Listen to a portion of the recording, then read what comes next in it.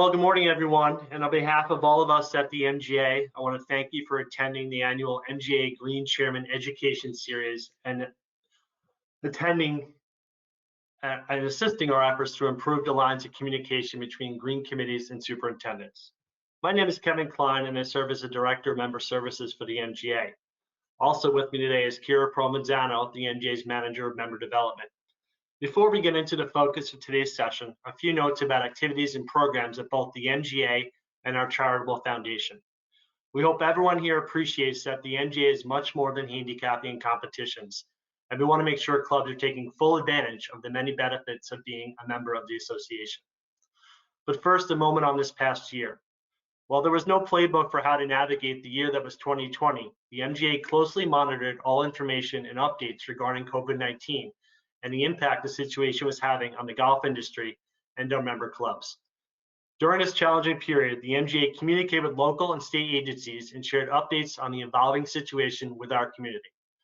As facilities began to reopen, the MGA continued to act as a resource and shared information and guidance on best practices to help ensure the safety of members and club personnel.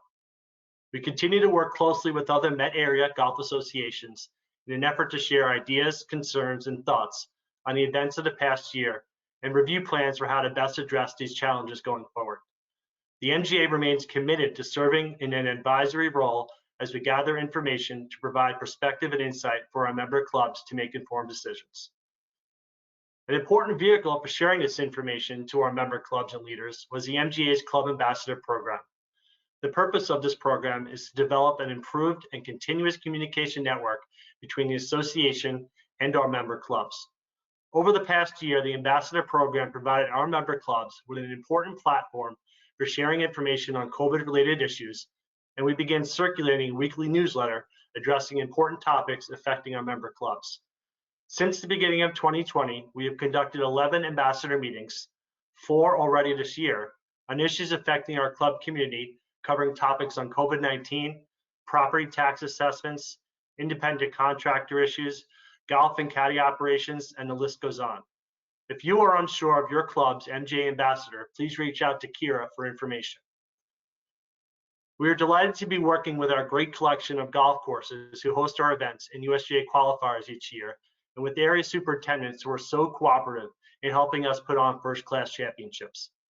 In addition to the MGA majors, we want to remind you the championship lineup also includes competitions for players of all skill levels who will have an opportunity to test their game and represent their club at some of the Met area's finest courses. Please check the MGA website for a full lineup of competitions and registration info. As you hear during Chris Carson's presentation a little later, when he discusses the true value of hosting a championship, we wanted to remind everyone of a new service the MGA offers our member clubs who host an MGA championship. As you may know, in February of last year, the MGA was pleased to enter into an agreement with David Consulting, in which Dave will provide golf course consulting services exclusively to the MGA. This agreement calls for Dave to make 20 course consultation visits per year, with the MGA offering the service as a member benefit to clubs hosting that year's MGA championships. Dave's knowledge and experience allow him to help facilities improve agronomic and management strategies and provide solutions to help courses solve problems and improve the reliability and playability of their turf grass. The MGA was thrilled to begin this partnership with Dave, and we believe this service will provide extreme value to our clubs and further impact the sustainability of clubs and courses in the Met area. If your club is interested in hosting an MGA championship, please reach out to the MGA's Championship Director, Chris Gaffney.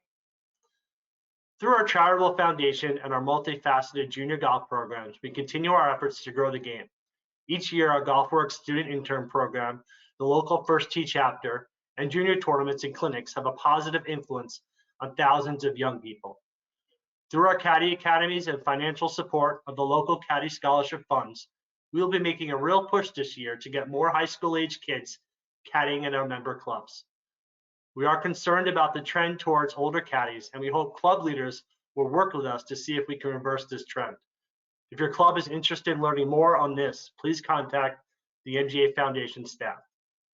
Finally, while I made the point that the MGA is much more than handicapping tournaments, rest assured that these very basic services are still getting our full focus and attention. Starting last year and continuing throughout the beginning of this year, the MGA has been working with our clubs and area golfers to educate them on the revamped rules of golf and new worldwide handicap system. If your club is interested in an educational session on these, please contact the MGA staff.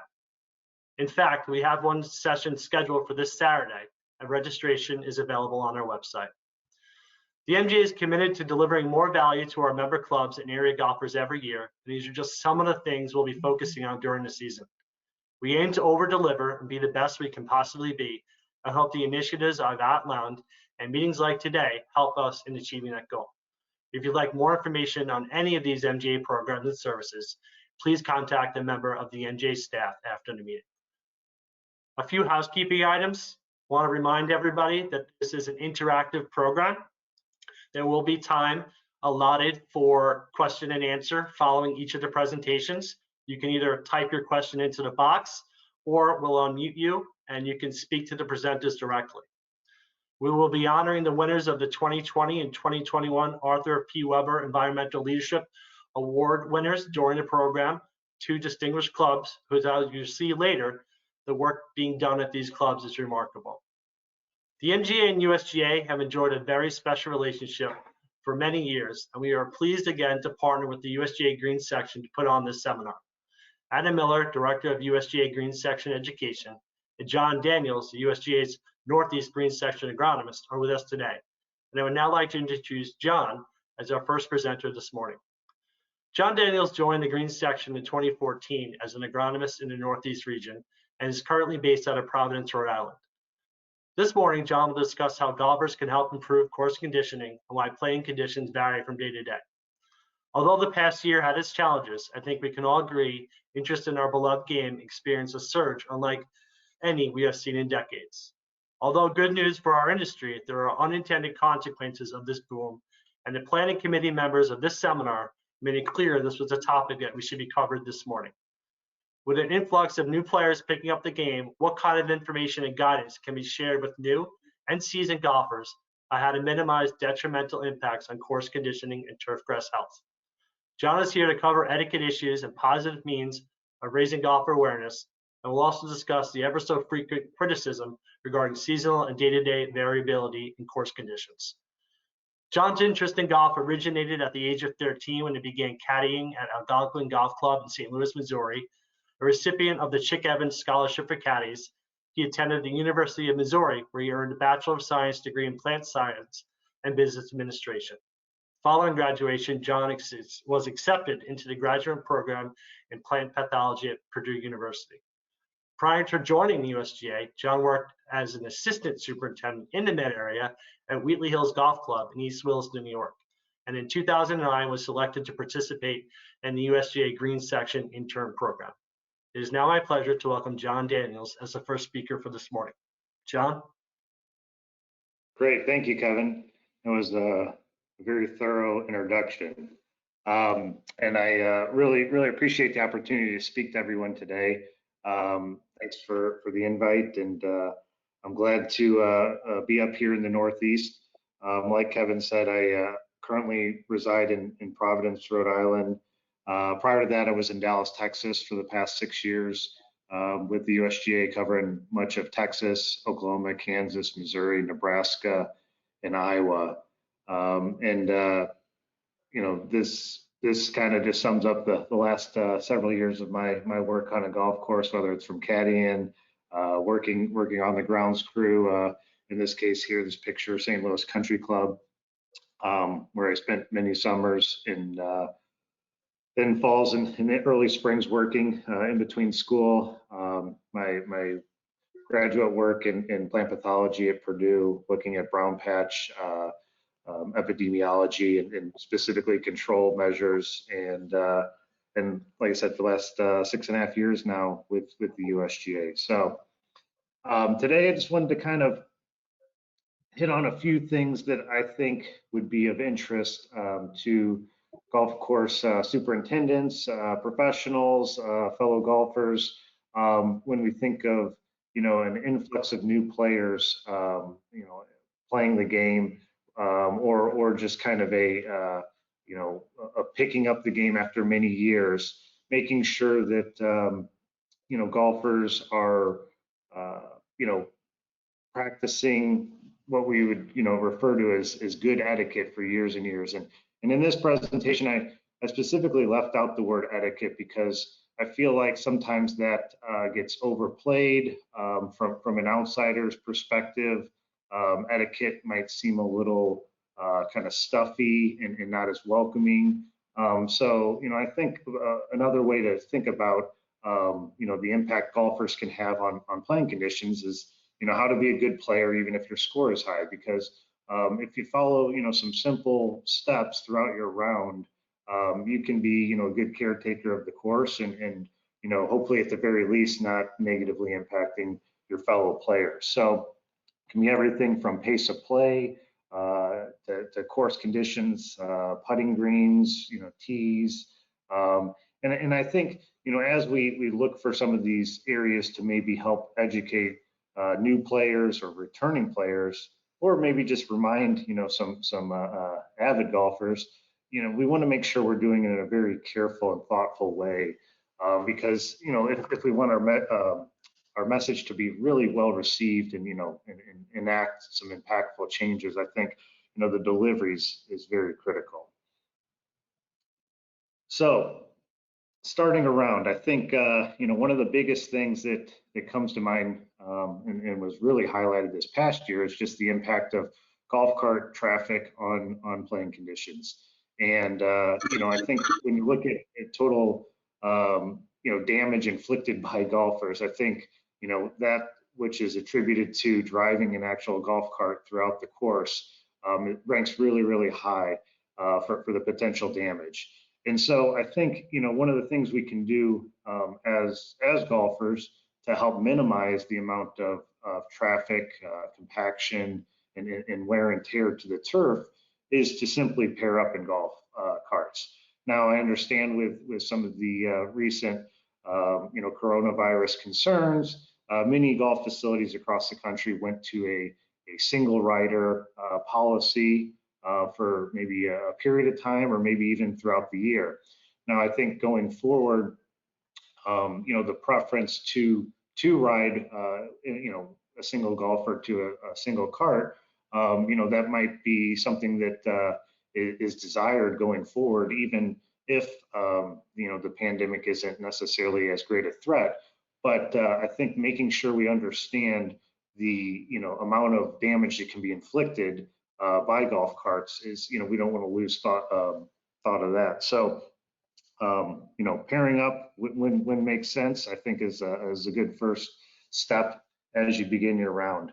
Another aspect I think, that is becoming more and more common on golf courses is the use of music, whether it's, speakers that are permanently affixed to the golf carts, or a wireless Bluetooth speaker that a player brings, and with that wanting to attract new golfers and looking at different preferences among golfers, especially maybe younger golfers, I think having a policy at the club level that is reasonable, with regard to maybe allowing music, at a reasonable level that's not disruptive, or just simply asking a new group of players whether or not that would be appropriate, if that would bother them, and at the very least hopefully not playing the music so loud that it is heard by any adjacent holes and players throughout the course.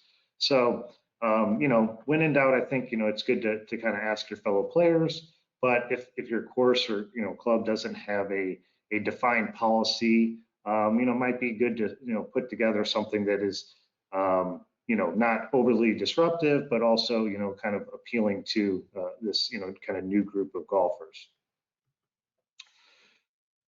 In a similar vein, I'd say cell phone policies, making sure that cell phones aren't extremely loud and distracting. Having a background music is one thing. It seems a little bit less disruptive than kind of a pure silence and then a very loud cell phone ring. So keeping those vibrate on vibrate only is always a good policy. But there's still a number of clubs that have very strict, cell phone policies that, probably were implemented back in the days of the, early 1990s when cell phones were quite large and, texting wasn't really a thing. So maybe, making sure that your club has a more current cell phone policy. I mean, you can look at just even from the professional tour level events, the outlawing of cell phones to now allowing cell phones being an important part to kind of capture and share the game and, kind of create influence. So something else to consider. You don't want to be disruptive to your playing group, but also, having something that's reasonable to, check a text message every once in a while or, score of a game. Another kind of topic that I would really stress to new golfers or returning golfers is making sure that they're playing from the most appropriate set of tees. If it's been a number of years since they last played the course, odds are their swing speed might have declined, and playing from a more forward set of tees is going to be a better setup for them. And give them the opportunity to achieve pars and with well-struck golf shots and hopefully reduce any kind of pace of play issues that could be associated with playing from a set of tees that's frankly too long for a skill level. So helping junior golfers, as you introduce them to the game of golf, making it an enjoyable experience for them, getting them on a set of tees that they can handle, I think is very important. So more and more courses are looking at investing in forward tees, expanding the square footage of their forward tees, and that's all great, but unless we can get that buy-in, we're really not going to see that benefit. Another aspect when it comes to tees is discarded tees, broken tees, just all the debris associated with the teeing surface. And picking up a tee after you hit the shot, collecting those tees and putting them in a trash can, in your pocket, or at the very least tossing them off into the thick rough versus just leaving them scattered throughout the short grass of the teeing surface. So I mean, you're gonna just help to create a better presentation for your fellow golfers. It's gonna help to limit wear and tear on the mowing equipment and save somebody the job of having to go and pick up thousands of tees that can accumulate over the course of several weeks. Another thing to keep in mind is working with your fellow golfers to locate errant shots. Any group that's spending a lot of time looking for balls frequently is going to slow down or have the potential to slow down the rest of the course. Longer rounds are one of the reasons that people don't play as much golf as they'd like to, or might choose to only go to the practice range and not actually play on the course. So having 4 players looking for a ball versus just a single set of eyes can go a long way to helping to improve pace of play. Not only that, it's the right thing to do as far as being a good sport. Okay, when you're on the tee or in the fairway, creating divots with irons and wedges, it's important to understand what the best policy is for your golf facility, whether that's replacing the divots and stomping down on them in the fairways, or filling them with sand, some type of sand, maybe a seed mix, but probably more sand than anything, just to avoid any kind of contamination into the rough or for other areas. But when it comes to fill in sand, don't think it's it might be a little less intuitive than what you'd think, especially for a newer golfer. More sand isn't necessarily better. Applying an even, level, compacted amount of sand in a divot is the way to do it, versus clumps of sand that are just going to be hit by mowers or really not a good playing surface, because that's what it comes down to, trying try to leave the golf course in as good a condition or better. So when it comes to replacing a divot or filling it with sand, we want to make sure we're level and compact, even with the rest of the turf. What also important is making sure we're not taking an excessive number of divots. When it comes to taking a practice swing, more times than not, you don't really need to create a divot, especially if you're a decent player. But if you are repeatedly taking divots, not doing them before each shot is important as well. So, I sometimes see golf courses where they've got a collection area of the fairway where a lot of balls will run. They've got tons of divots in this concentrated area, and it's only made worse by players that are repeatedly dropping balls, whether to practice a certain type of shot or just to kind of hit a mulligan. So when it comes to practicing on the course, I'd say let's try to be very, very cautious with the amount of divots, and maybe reserve those for driving range areas, short game areas where designated practice is okay, to avoid creating a lot of bare areas where balls can come into play. Another aspect when it comes to driving a cart, yes, it's good to have two bodies in one cart, but making sure whoever's behind the steering wheel is paying attention to potential areas that could cause damage, whether it's something that's very wet or an area that's very dry. Here in the summer when things can get pretty toasty, especially in areas where maybe the irrigation coverage isn't as good.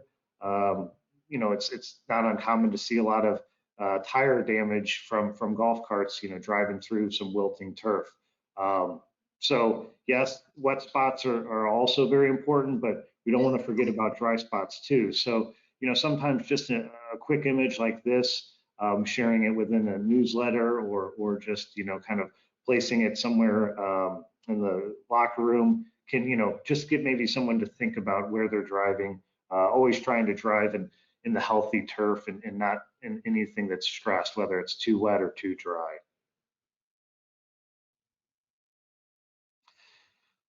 When we're at the driving range and practicing, our different shots, doing so in a very efficient and kind of courteous way. We want to make sure that we're not taking too many divots over a large area and basically using up a lot of driving range tee space.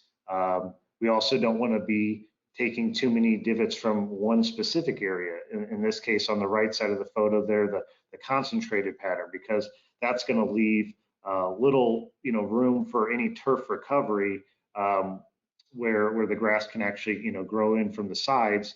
We're going to have areas where a lot of weeds can come in. The scattered pattern on the left, will have that ability to recover, but it takes up a whole lot more area. And basically makes us have to use up our driving range tee, a lot quicker than if we went with something a little bit different, like the linear pattern there. So in that image, each one of those is 30 divots. You can see how the linear is the best from using the smallest amount of area, but then also allowing for good turf recovery. When driving up towards the tee or towards a green, this is something that I see on countless golf course visits, just these worn out areas along some of the turns by the tees and greens. And a lot of it is unfortunately done by golfers that think they're being courteous by pulling off to the side and allowing more cart path to be available for any type of car that's passing, whether it's a beverage cart or some type of mower. Well, the problem with this is, that repeatedly parking one or two tires off the edge of the path, can lead to some pretty severe bare areas like you see in this photo. And when it comes down to it, most of the time when you're parking off the side, you're not going to have someone passing you. So it's better, just as a rule of thumb, to keep all four tires on the path when parking. especially in these areas where all the golf carts will be, kind of parking to allow players to get on a green or get on a tee. So although they might think they're being, kind of courteous by moving over to the side, just keep all 4 cart tires on the path and let that cart that needs to pass by, whether it's a maintenance vehicle or some type of beverage cart, let them be the one to pull off. Okay, when it comes to bunkers, especially greenside bunkers, after you get done hitting your shot, hopefully getting it up near the pin, raking the bunker to kind of smooth out any imperfections. Don't forget to knock off that sand from the bottom of your shoes. You don't want to be tracking any sand on the greens, and even into the fairways or other places. So just a quick hit with your wedge to the back of your shoe is all you need before stepping onto the green. And once you're on the green, being very cautious, especially with some of the more aggressive molded type golf spikes that you might see on certain shoes, just like here on the right. They can be, as damaging as some of the metal spikes. So, avoiding any type of twisting, shuffling, running on the greens, and really being cautious as you're moving about, because you want to make sure you're not damaging the surface for your fellow players in your group, but each one of those subsequent groups that's going to follow throughout the day. Okay, ball marks. This is something that's been talked about for decades and decades, and with all the messaging, all the announcements and videos, it's still quite common on a lot of facilities, and so what better group to speak to this to than new golfers or returning golfers, and really when it comes to fixing ball marks, the type of tool that is selected and used to fix those imperfections really isn't as important as the technique in which they're used. So, avoiding the twisting, the pulling, and really trying to show somebody how to the proper way to fix a ball mark. And I've heard it numerous times that golfers will talk about how they fix their ball marks always, and they fix 500 ball marks just like that. Fact of the matter is the amount of ball mark damage that is prevalent, especially on greens that have a short iron put into them, can be pretty substantial. And with rounds being up, last year, we want to make sure that we're doing our part to prevent any imperfections on the putting greens. Another aspect that I see potential for damage is last year, removing the flag stick was definitely a less common activity, but going forward, I'm sure it'll return. And when removing flag sticks, especially some of the heavier tapered type flag sticks, but even the lighter more flexible flag sticks, not tossing them on the ground, or dropping them from a high height and causing any kind of indentation or scuffing to the green. When we're putting them back in, it's just as important to avoid hitting the edge of the green and damaging that lip of the hole. That could be basically there for the rest of the day and cause maybe a scar for healing going forward. When removing the flag stick and picking it back up, trying to limit the amount of using a club, a putter, a wedge, just because you can increase the likelihood of dropping it and also potentially scuff up the flag stick. So another aspect, especially with the recent rule change, seeing some damage along the edges from golfers that maybe are a little careless when removing their golf ball from the hole. Making sure that just being careful not to damage that edge. At the very least, not using some type of club to pop up the ball or using the flag stick to jerk the ball out of the hole is important.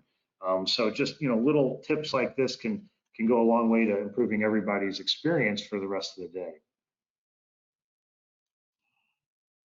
Another aspect that that I learned, quickly through caddying, and anybody that walks an 18-hole round will hopefully learn. But I still see the mistakes, whether it's my friends I'm playing with or just other golfers that I encounter during course consulting visits. But being very cautious or I guess thoughtful in where we are placing our bags, where we're parking our cart, in the sense of not having to backtrack and take longer to go from green to tee, and making sure those bags are positioned in an area where we're it's the most efficient path. I mean, the game of golf can take several hours. We don't want to add to that by simply always putting our bag in the wrong place and having to keep those groups behind us always waiting for us to walk back and forth needless times to retrieve the golf bag. All right. One thing I wanted to end on with any of these tips is being very very thoughtful in how we're delivering that message. If we're going to see somebody, whether it's somebody in our group that we're playing with, it's a a new golfer, and a superintendent or some of their staff sees somebody maybe doing something, we want to be very very thoughtful in delivering our message so that it's not necessarily a overly critical. We don't want to be yelling or any type of public shaming. Sometimes I'm caught off guard with the amount of kind of look at these dumb golfer type tweets I see by certain maintenance staff or other types of accounts, and it really is just, I think, something that should be avoided at all costs. I mean, I can't think of any other industries where that public shaming on a social media platform from a customer at a restaurant or some other industry would do. So I think when we see something wrong, maybe just going in with that idea that person that's making that mistake or causing some type of damage to the course probably doesn't realize what they're doing or that impact that it can have cumulative over many rounds, and so trying to just take that in mind when we start to have conversations or when we try to share what we want to be adopted, I think is just as important as what we're trying to correct. So with all these different tips, if you will, that could be summed up, like I said earlier, as etiquette or just kind of impacts to course conditions, pace of play, and fellow golfer enjoyment.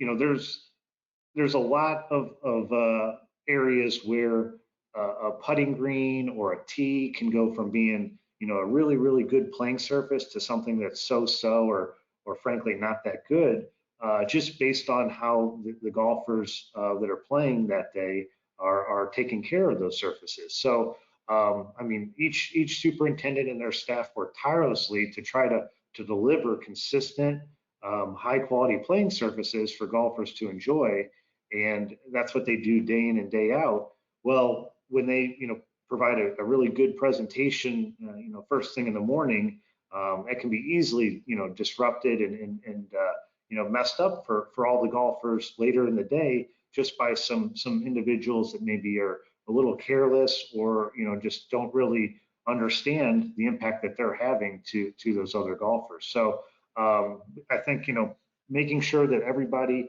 is very thoughtful throughout their round, and making sure that we correct any type of issues we see in a very deliberate and very kind way can go a long way for improving everybody's conditions.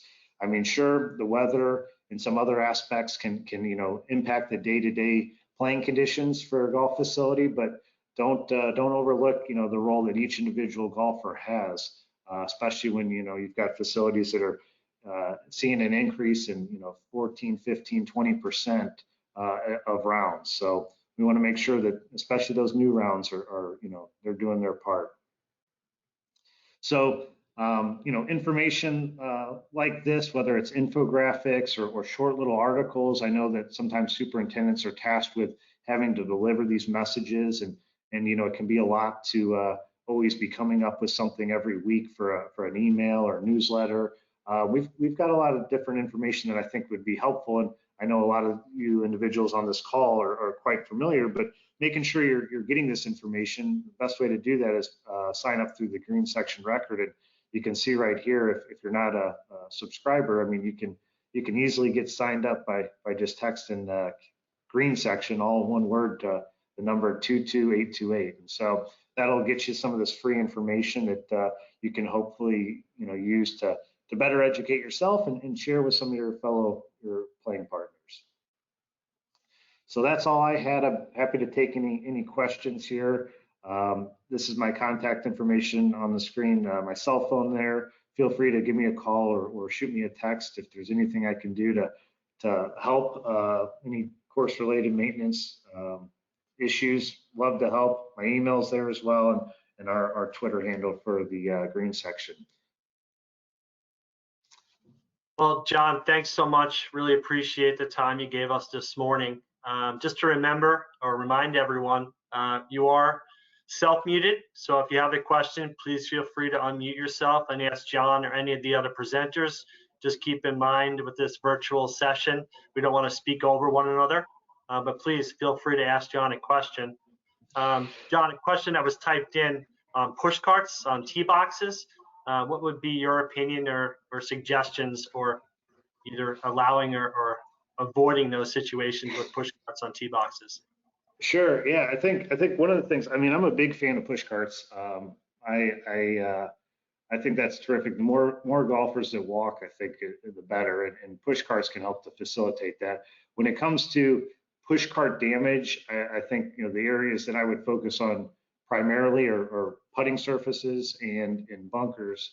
Putting a push cart in a bunker is going to be pretty tough to get it out. So usually golfers kind of self-regulate themselves there and don't put anything. But I do see people sometimes cutting across a green. I think that should always be avoided, even with the large flotation tires of many push carts. When it comes to tees, frankly, I haven't seen a whole lot of damage on the tee surface from push carts firsthand, but I think it could be a case by case. I mean, there's certainly a number of tees at golf courses where the only flat part around the tee is actually on the tee surface, and it's quite sloped, anywhere else. Conversely, you've got certain, golf courses that are designed where the tees are flat, and the surrounding, several feet around the tee is also flat. So in those cases, I don't see a reason to really put a push cart on top of the tee surface. So it could be kind of I guess a case by case. I mean, if you had everything your way, yes, you'd keep them off the tees. But I think me personally, I would focus on, the greens and some other aspects where they could cause, more damage. Thank you. And it seems like there's a lot of interest in the divot information. And the question that I was going to ask is, are there videos or those infographics available to print on the USGA website? It's been recommended to be posted at all the driving ranges and pro shops. So what do you guys have to offer in printable? Yes, we do. I imagine Adam will be able to hit on this too. And we've got definitely some infographics, like with ways that the golf courses can try to encourage players to practice, with their divot pattern. I think going to put that information, whether it's on the driving range, send out each year, the beginning of the season, to put a printout in a player locker room. I think those are all terrific ideas. And just kind of highlighting that information. I mean, you watch, the elite players and how they practice. They don't go around and just hit shots in that scattered pattern.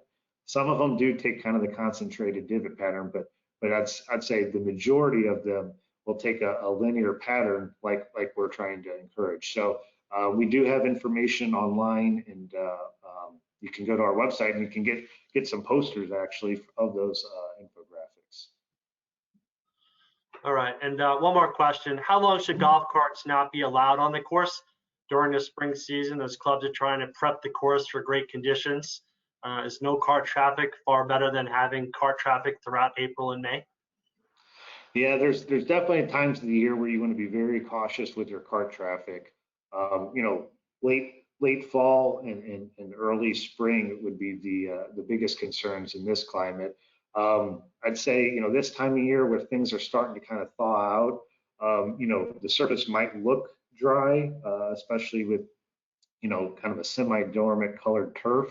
But underneath the surface can be a whole different story. So the potential for rutting as the courses kind of thaw out. You've got also issues with frost and the underlying soil actually being frozen, and you can experience some root shear. So yeah, being very cautious and conservative with your cart policy, especially like in March and April, I think is a worthwhile procedure for courses to adopt. And I would hesitate to have a fixed point on the calendar where it's April 1st every year we allow the carts regardless, because as the weather can be kind of quite different from season to season. So having the superintendent and his staff make that call, I think is important. So yes, the unleashing of carts is kind of that big start of the season, but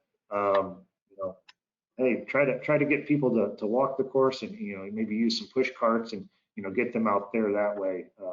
This time of year would be my suggestion. Great. Well, thank you. And just before we transition into the next award presentation, appreciate your time, and a reminder to everyone that we will provide a recording of today's session along with the PowerPoint presentations as a follow-up. So for all those questions on if that information is available, we will be sending that out after today's session ends. So thanks again, John. Appreciate it. And we'll talk to you soon. Great. Thanks for the opportunity. So as we transition over to our first awards presentation, it's now my pleasure to introduce Brett Chapin, the golf course superintendent at Reading Country Club and chairman of the Environmental Award, for the presentation of the 2020 Arthur P. Weber Environmental Award Leaders in Golf Awards. Brett? You're muted, Brett.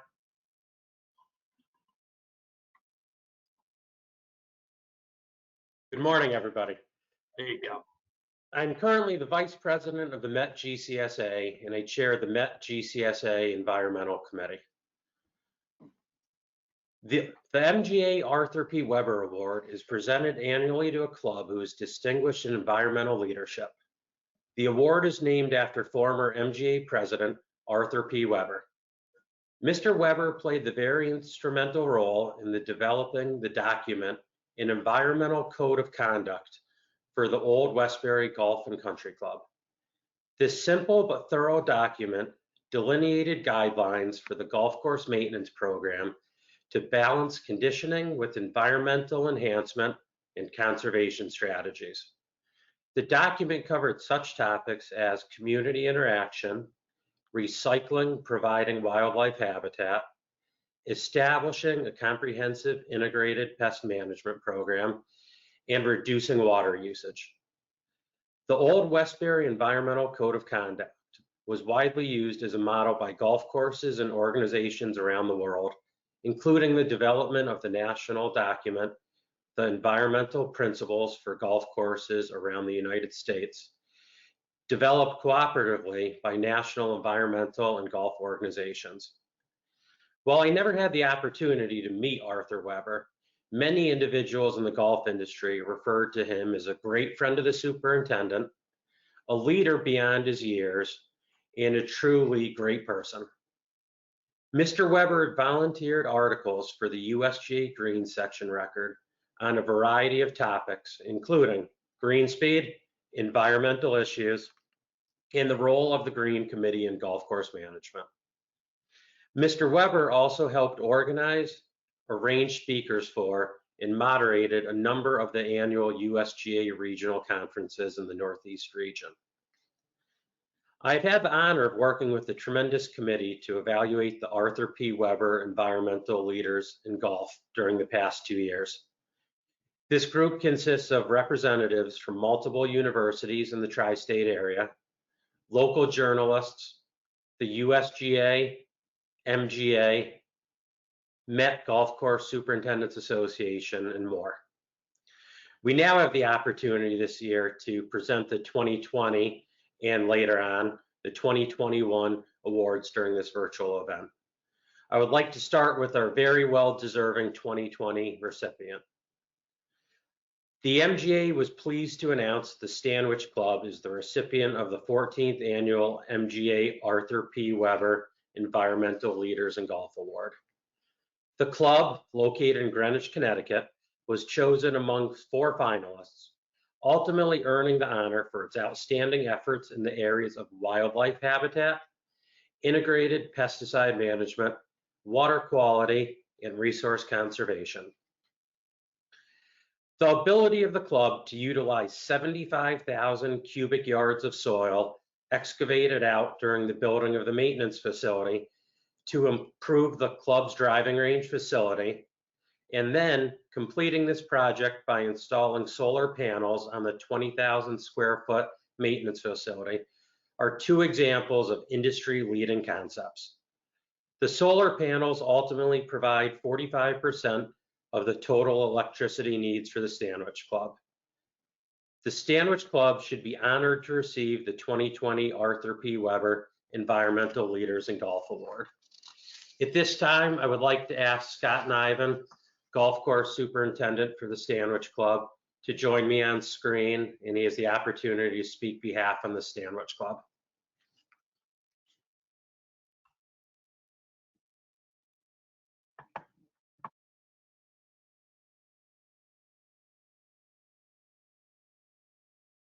Floor is yours, Scott. Hey, well, thank you, Brett. On behalf of the Stanwich Club, it's a real honor to be the winner of the 2020 Arthur Weber Environmental Leaders in Golf Award. And as you know, we've been at this for quite a while, 14 years to be exact, so it's great to finally be recognized. And I'd like to acknowledge some individuals and associations who contributed to our success in developing our environmental programs. First, the MGA, who had the foresight to highlight this very important environmental movement by creating this award and spreading the word with this well-publicized presentation. It's very good for the game. Next, the EPA. I've been around long enough to remember using products such as tricalcium arsenate, cadmium, lead arsenate, mercury, among others. And of course, those heavy metals are long gone today. And thanks to the EPA's ultra-strict chemical registration, pretty much guarantees that the environment is well protected by making sure pest controls have squeaky clean chemistry, so you can feel safe out on the golf course. And further, they fit well into our integrated pest management programs, allowing us to control pests with minimal impacts. And recently, Golf Course Superintendents Associations all around the country have developed BMPs, or best management practices. And these also have helped lead us down the path to a very sound environmental management program. This has been a great addition to the educational support for golf course managers. Then, of course, the Stanwich Club. Now, we're fortunate to have the resources to afford the latest technologies to do everything right with our environmental program. Things like our automatic wash water recycling system, solar panels on the roof of the grounds maintenance building, use of the latest grasses and irrigation components out on the golf course, et cetera, et cetera. Those things all help to protect and enhance our beautiful property at the Stanwich Club. And finally, I'd like to thank all my assistants who have worked on our application each winter, fine-tuning it by adding elements to continually improve our program in hopes of winning this important award. Although we did have a few runners-up over the years, finally this year we cracked the code, brought it home. With that, I'd like to again say sincerely thank you to the MGA for this coveted award. It's a real honor to be your 2020 recipient. Thank you.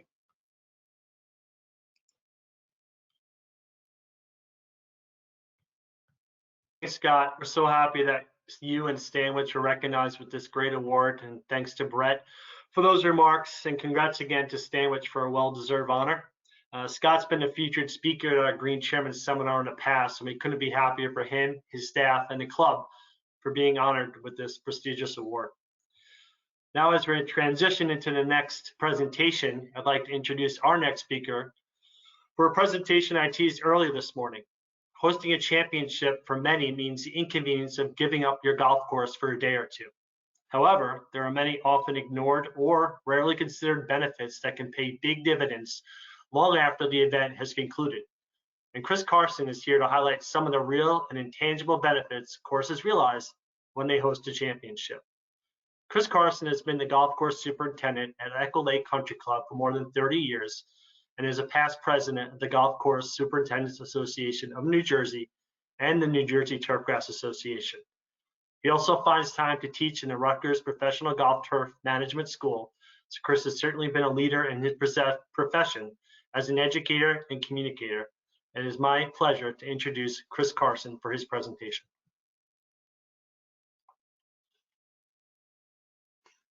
Well, thank you. Before I get started, I just wanted to touch base on something of importance in New Jersey.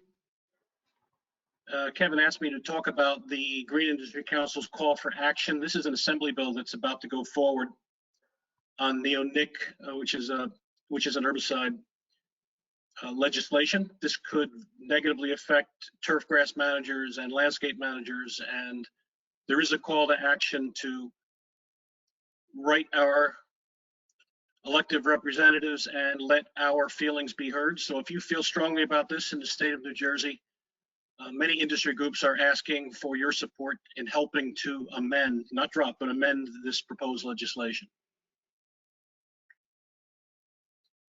Today, I'm going to talk a little bit about the true value of hosting a championship, and specifically what's in it for my club. In 1990, I've been at Echo Lake Country Club for 35 years now.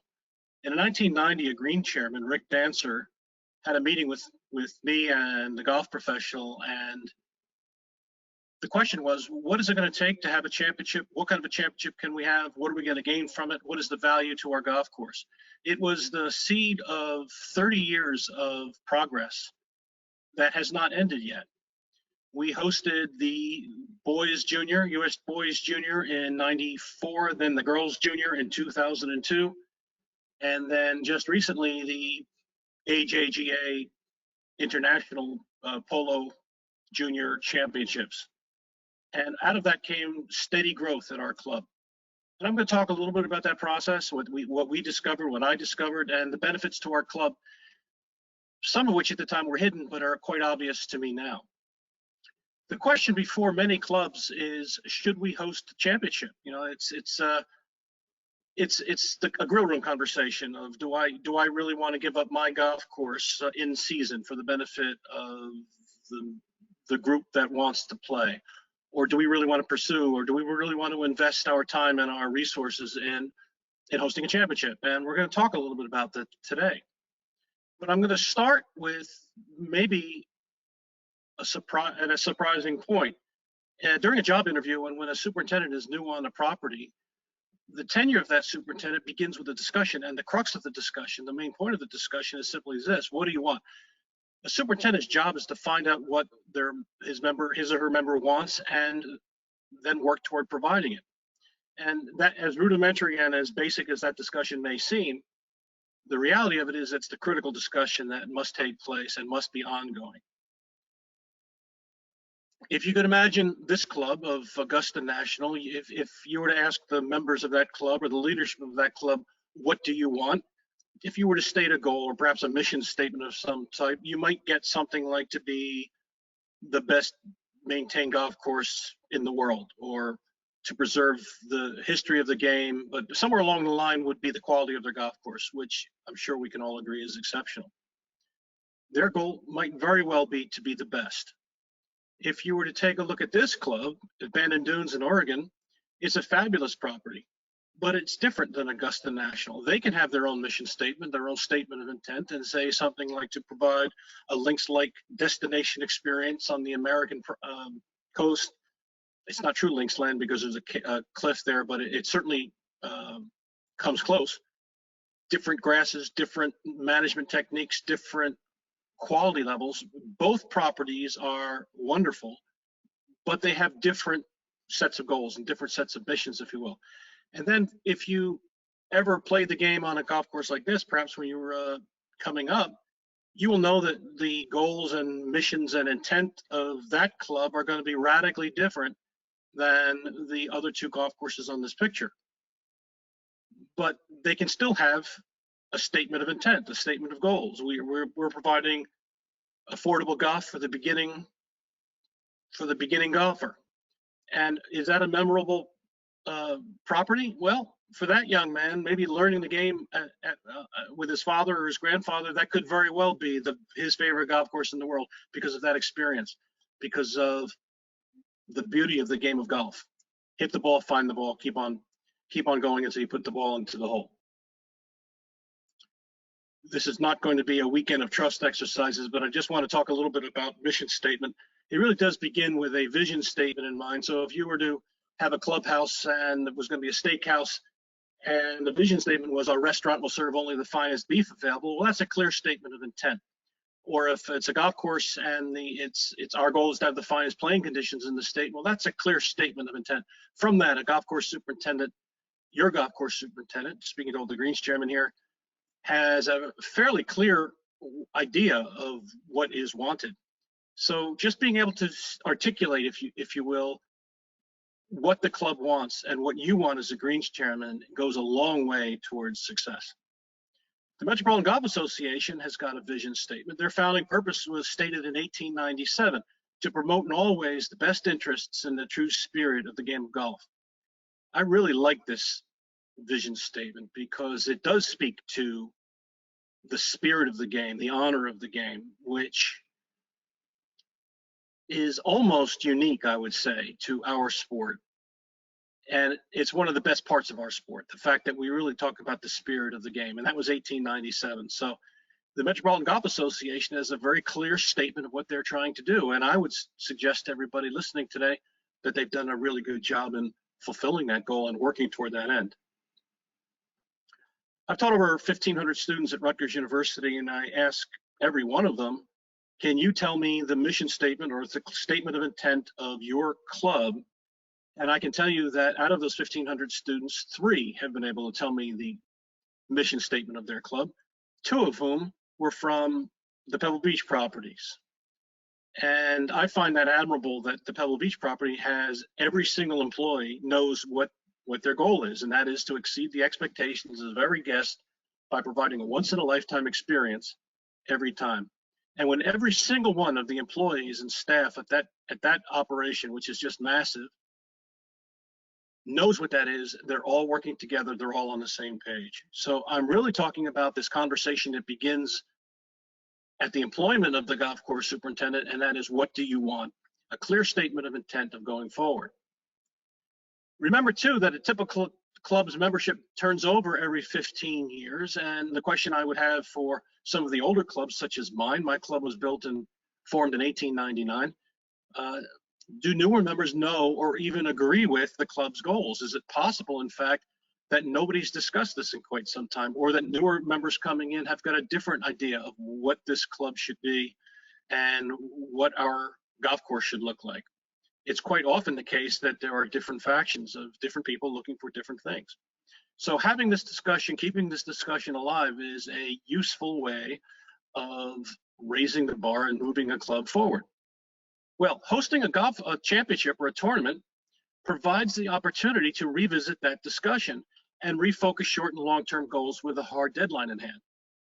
The key here is the deadline. As soon as you put on your calendar a tournament July 15th, golf course superintendents start working around that and planning their spray programs and their bunker maintenance and edging and definition and marking the course, and all the things that we do are now critical toward a timetable. So one of the main benefits, I think, of having a tournament or a championship is to provide a hard deadline and then work toward that end and find that date and provide the best golf course possible for the people who are playing our golf course. And I personally think this is the main benefit of hosting a championship, in that it has the Greens chairman and the superintendent and the golf committee and other people sit down and talk about what we want to be, where we want to go, what our property wants to look like, what our services are going to be like for that event. In our cases, these were national events, 4-day events, And in other cases, it is it might be a one-day event, but still it's an event. And what I have found is that this discussion can lead to useful strategic planning. And I'm going to talk a little bit about that. Ultimately, when you talk about strategic planning, there's decisions to be made. What are we trying to achieve? Then the superintendent gets involved with others. How are we going to accomplish those goals? Then it's going to be how long will it take? What can we fit within our timetable? And what's it going to cost? That's the role of the superintendent and the Greens Committee or the ownership committee. These are the keys. The opportunities that present themselves in the strategic planning session include looking at all operations with a fresh eye of taking a hard look and say, okay, are we substandard? Are there things that we can improve? This helps sharpen our focus, especially with that deadline in sight. I want to emphasize that deadline. I think it's critical.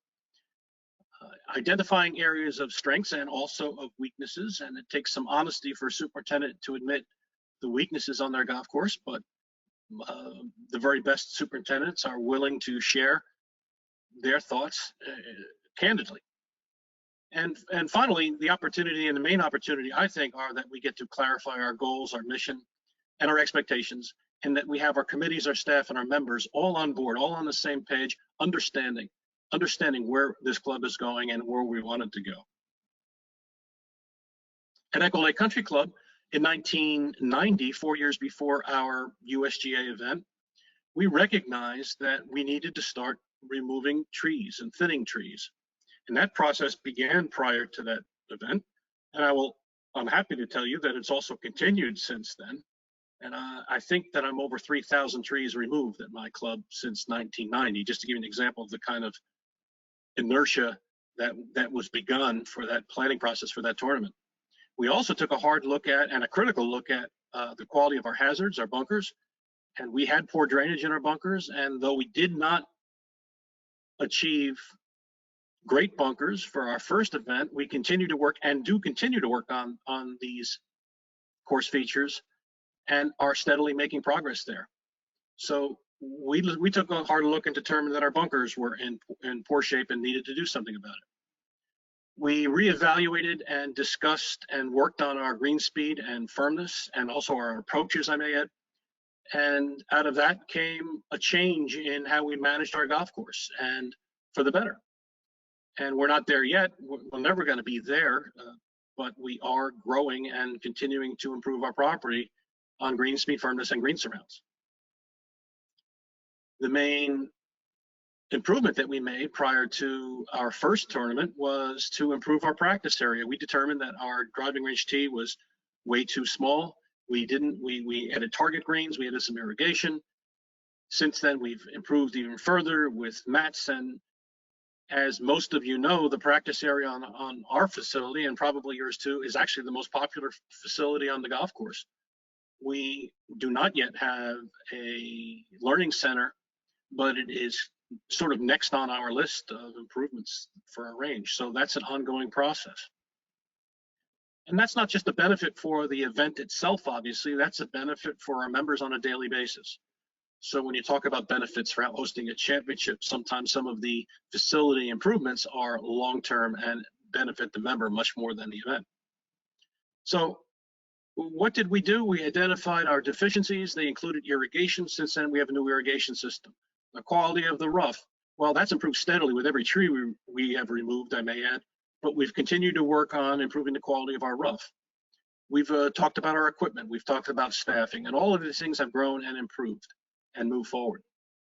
On the member side, what we found was that our members developed a newfound pride in the club because we were now on the national stage or on the local regional stage, depending on the championship you're considering. So the pride was palpable. It was very real. And we loved having the best junior players in the United States and around the world really come and test their game on our golf course. We're not a cliquey club, but there are certainly circles of friends. And one of the things I noticed was that some of these barriers, not necessarily barriers, but I'm going to say that groups of friends intermingled, and in their volunteer efforts for supporting this project, there was a newfound camaraderie and new friends were made, and it was a very real thing. And I saw it happen over the 3 years of planning for that particular event. There is a general satisfaction in giving back to this game, much like the MGA's vision statement, giving back to the game that we love.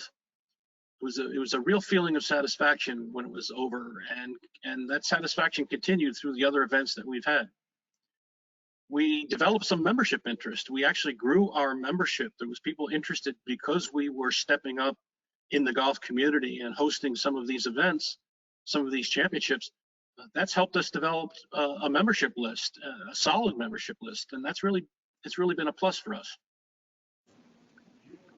In essence, we began the work of master plan work, and later on, we actually formalized that plan with another Greens chairman.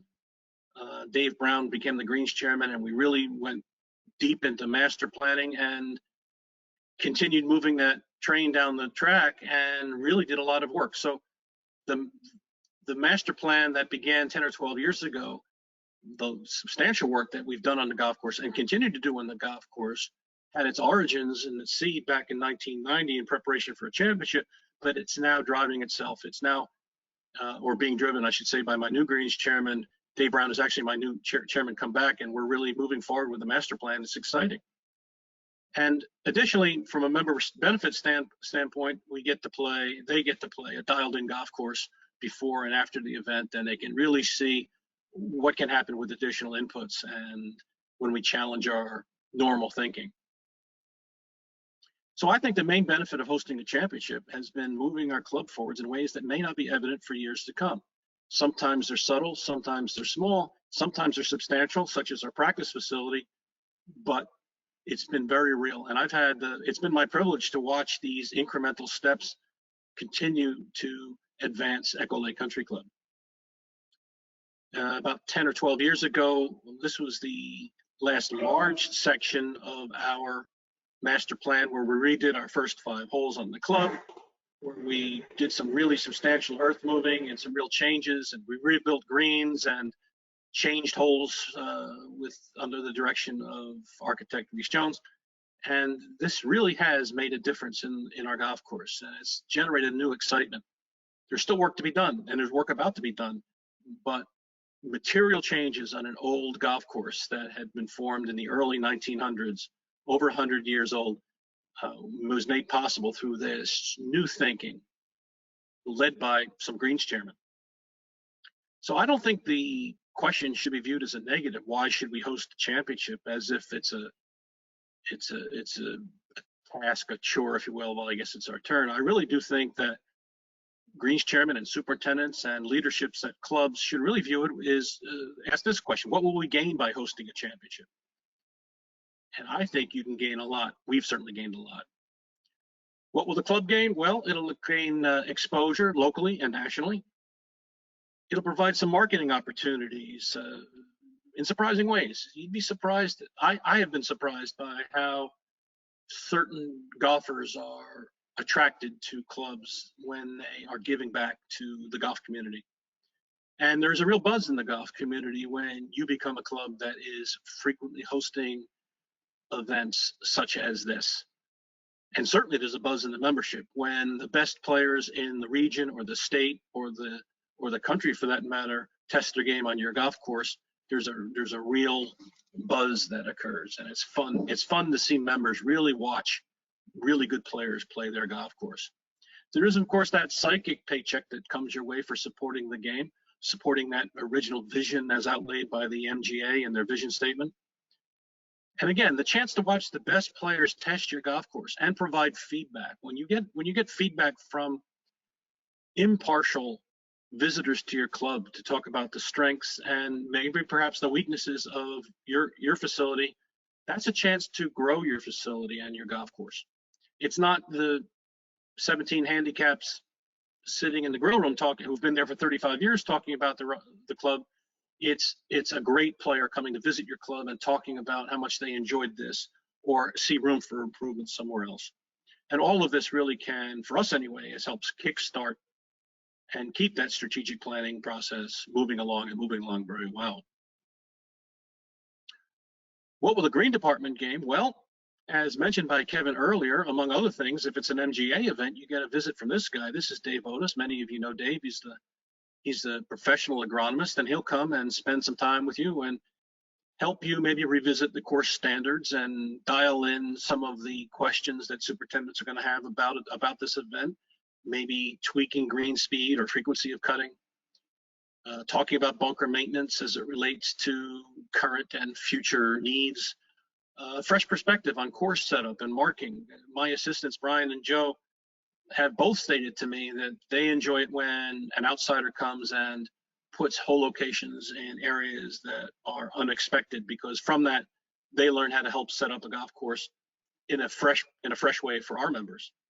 We could talk about pest thresholds and control measures and preventative versus curative treatments and that kind of thing. So just a chance to revisit all the course standards that golf course superintendents do as a normal part of maybe their budget process and planning process. It is now focused on presenting a championship for the good of the game and for the good of the course and for the good of the people coming and play the golf course. This is sort of a stylized version of budget versus quality. The x-axis is budget and the y-axis is quality. But really what I'm saying is having a championship like this gave us a chance, and certainly would give you a chance to challenge your thinking on price and value. And the real question is, where do you want to be? So if for example, you're down here in the zone of maximum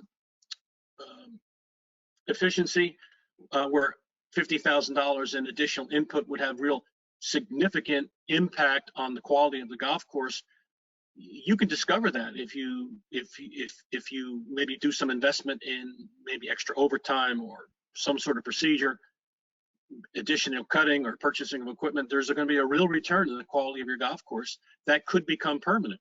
If, on the other hand, you're up here, one of the great clubs with a fabulous budget, you may not decide to add more money to the operation, but you may very well decide to tweak some of the things that you do to emphasize firmness, perhaps, or green speed. When the question on a sine curve like this is where do we want to be?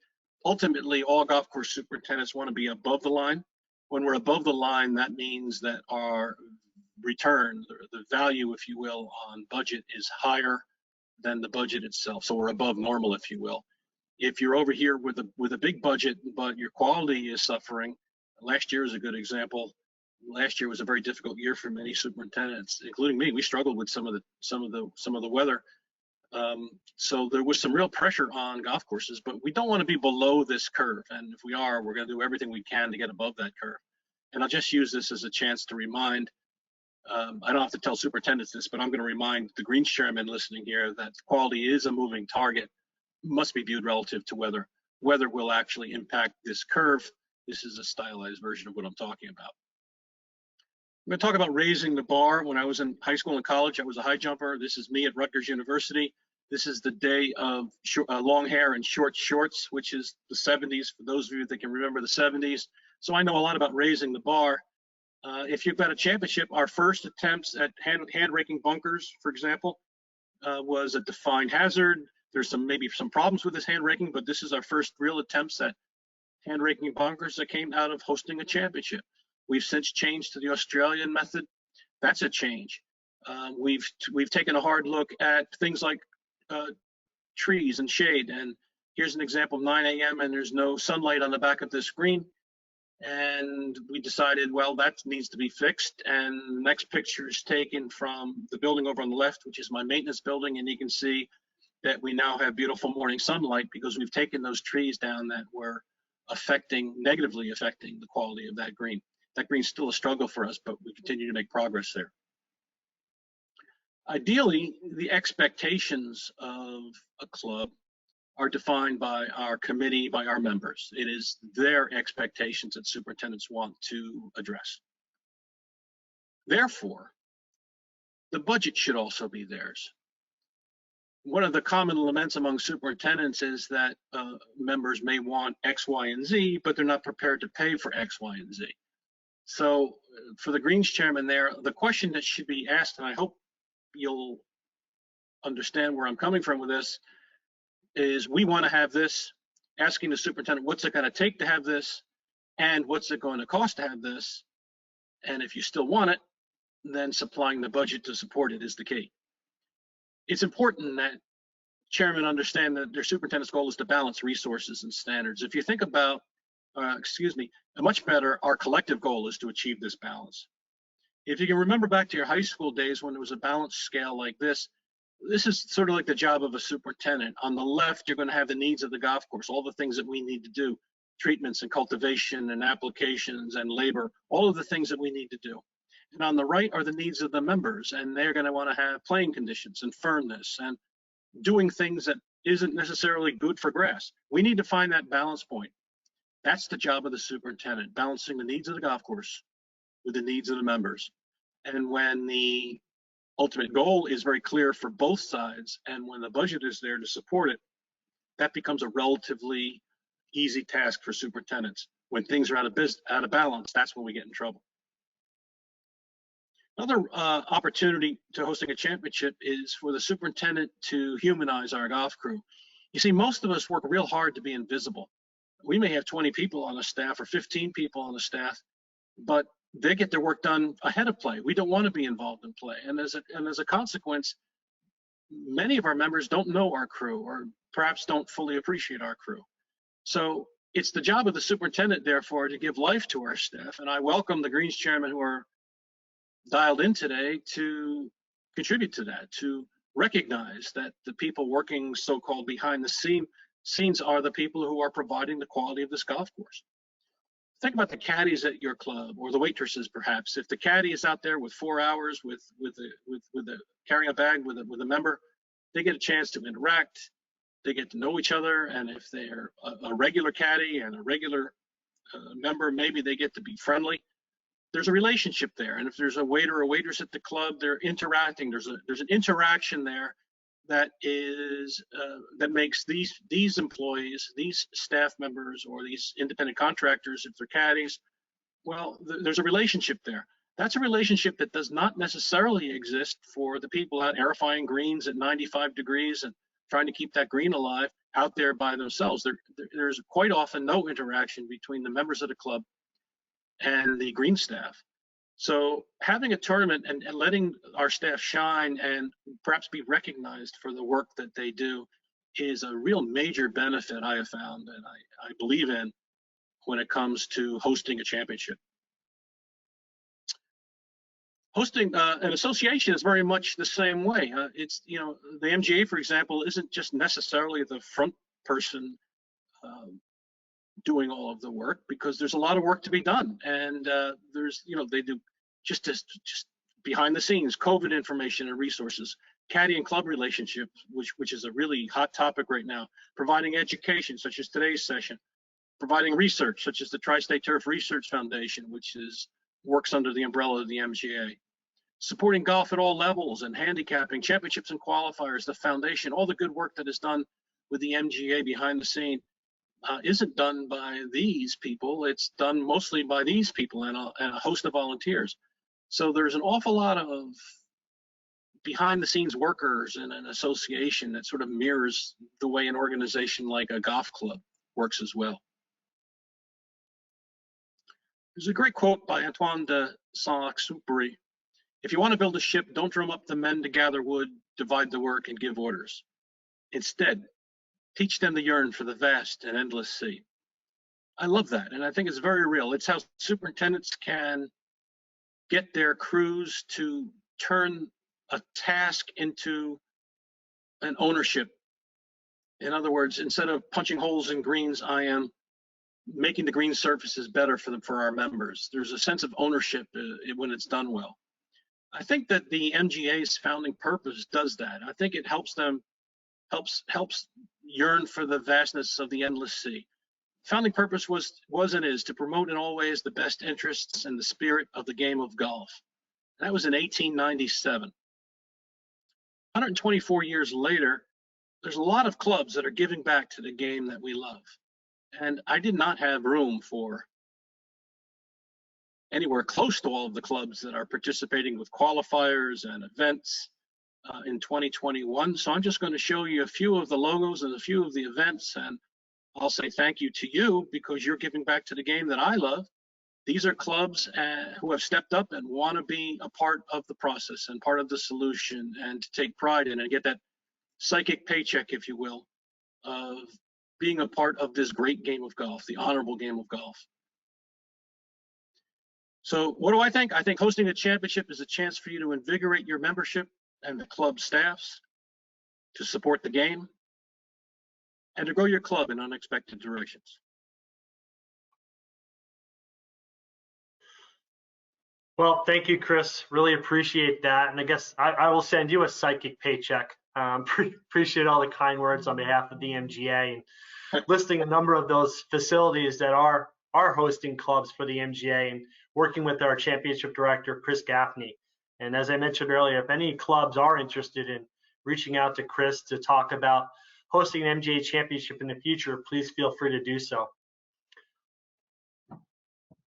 Chris, you talked, about the Green Committee and just getting members on board. When an association or group reaches out to you, do you feel like your members are sharing the opinion that you presented today, or is it a tough sell for you to kind of get those across the board?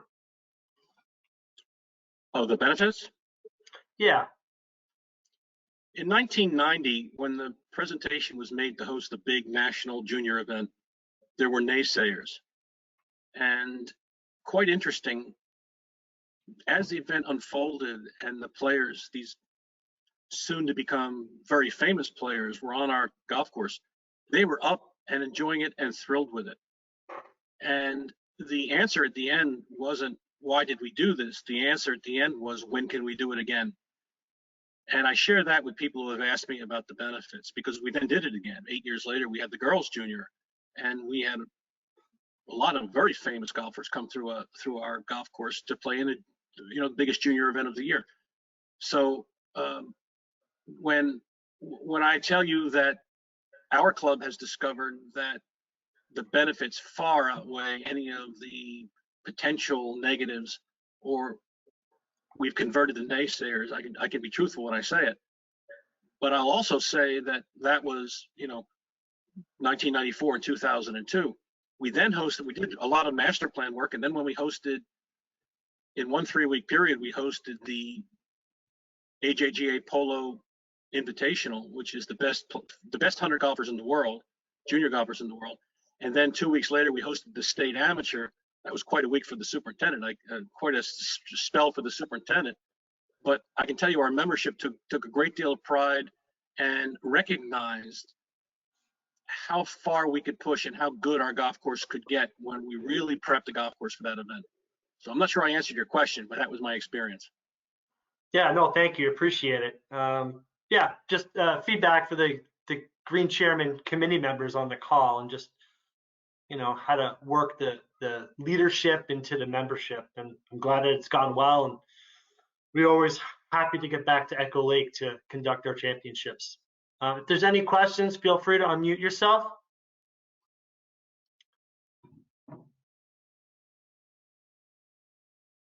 There was a question that came in on your topic on the Australian method of bunker raking and how often. What are the advantages of that? No, it doesn't necessarily play into the hosting a championship, but it was discussed. If you have any brief comments on that. Well, like all superintendents, I steal without apology. I saw that method first at Baltusrol when they're hosting the PGA Championship, and I recognized it would address a problem that we were experiencing at Echo Lake, and that is when we hand raked our bunkers, there was a softness along the edge, and at times a ball that got to the edge would hold up into a very difficult location and plug a little bit.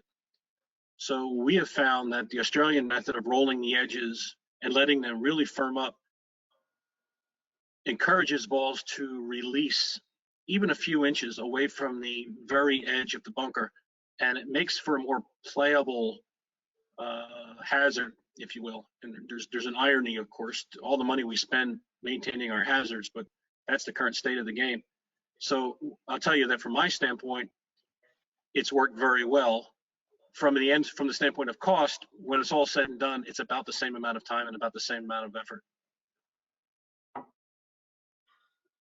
Well, Thank you for that, and thank you for your time again in preparing the presentation and for everything that you do for the MGA and for turfgrass in the metropolitan area. If there's any questions to follow up on Chris's presentation, please feel free to share them with the MGA staff, and we'll be sure to connect them with Chris. And again, if you have any questions on hosting a championship, you can reach out to us or Chris Gaffney of the MGA. So thanks to Chris, and we'll transition into the 2021 Environmental Award, and I will reintroduce Brett Chapin to the presentation.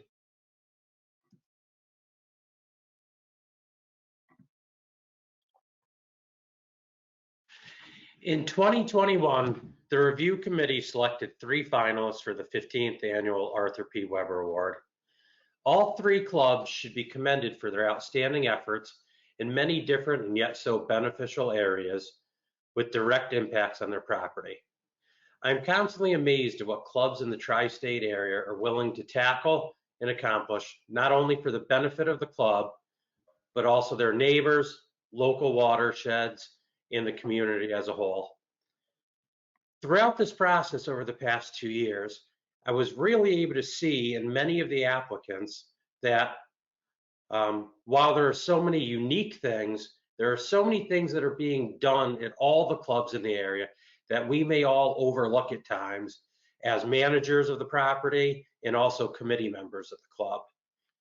I would challenge the clubs that are represented today in this call to please next year look for the Arthur P. Weber Award application. Fill that out not only internally by us managers at the property, but with your green committee and other club officials. What you're going to find out is that you do such amazing things to represent your members and to protect your property and to be part of the community. And that's important for what we do as part of growing the game of golf. And I think in the long run, you'll be very proud of yourself, whether you do make it to win the award or not. When you really expose what you're doing on your property, you can use that to share with your membership and also your community. I would like now to review a few of the highlights of the finalists this year. The first being Darien Country Club. Darien Country Club completed a pond enlargement project in June of 2020. The project concluded by planting the new wetland fringe just over 1/10 of an acre with 27 trees and numerous varieties of shrubbery that act as an enhanced habitat for wildlife and help to protect against erosion. In addition, the wetland fringe acts as a buffer between the water and maintained grasses of the nearby third hole. Lastly, the increased water storage enabled the Country Club of Darien to meet the irrigation water needs for the entire 2020 season. The Rockville Links Club over the past 7 years has been restoring the golf course to the original Devereaux Emmett design, working with architect Jim Urbina. During this incredible transformation, 44 acres of the total 104 acres on the property was turned into native areas. These high rough areas contain over 4 acres of wildflower and native trees. This has created a tremendous amount of wildlife habitat that was not as present pre-restoration of the property. Thank you to both the Country Club of Darien and Rockville Link Club for their efforts and their achievements on their property. Today, it is my pleasure to share that the Pelham Country Club has been selected as the 2021 recipient of the Arthur P. Weber Environmental Leaders in Golf Award. Pelham's 2019 to 2020 renovation of the property, encompassing 5 holes, including an additional stream, a half-acre wetland, a second irrigation pond, and the expansion of the old pond, adding just over an acre of surface water to the property, and 20% to the urban watershed located around the club. The use of bentgrass cultivars during the renovation has led to a 30% decrease in overall fungicide usage on the property. Outside of the tremendous effort put into the renovation process, a membership-led nesting program that took place in 2020 despite the challenges created by COVID-19 are remarkable. This group included 10 member volunteers. During 2020, the USGA Green section recognized the club for the quality and sustainability of the course renovation, and it was a feature in the November issue of the Green section record. Future plans for 2021 are a Camp Bluebird program with 2 more boxes, along with a bee education program for members, campers, and local elementary school. Pelham Country Club should be honored to receive the 2021 Arthur P. Weber Environmental Leaders in Golf Award. At this time, I'll ask Jeff Wentworth, Golf Course Superintendent, to join me and speak on behalf of Pelham Country Club. Congratulations, Jeff and Pelham Country Club.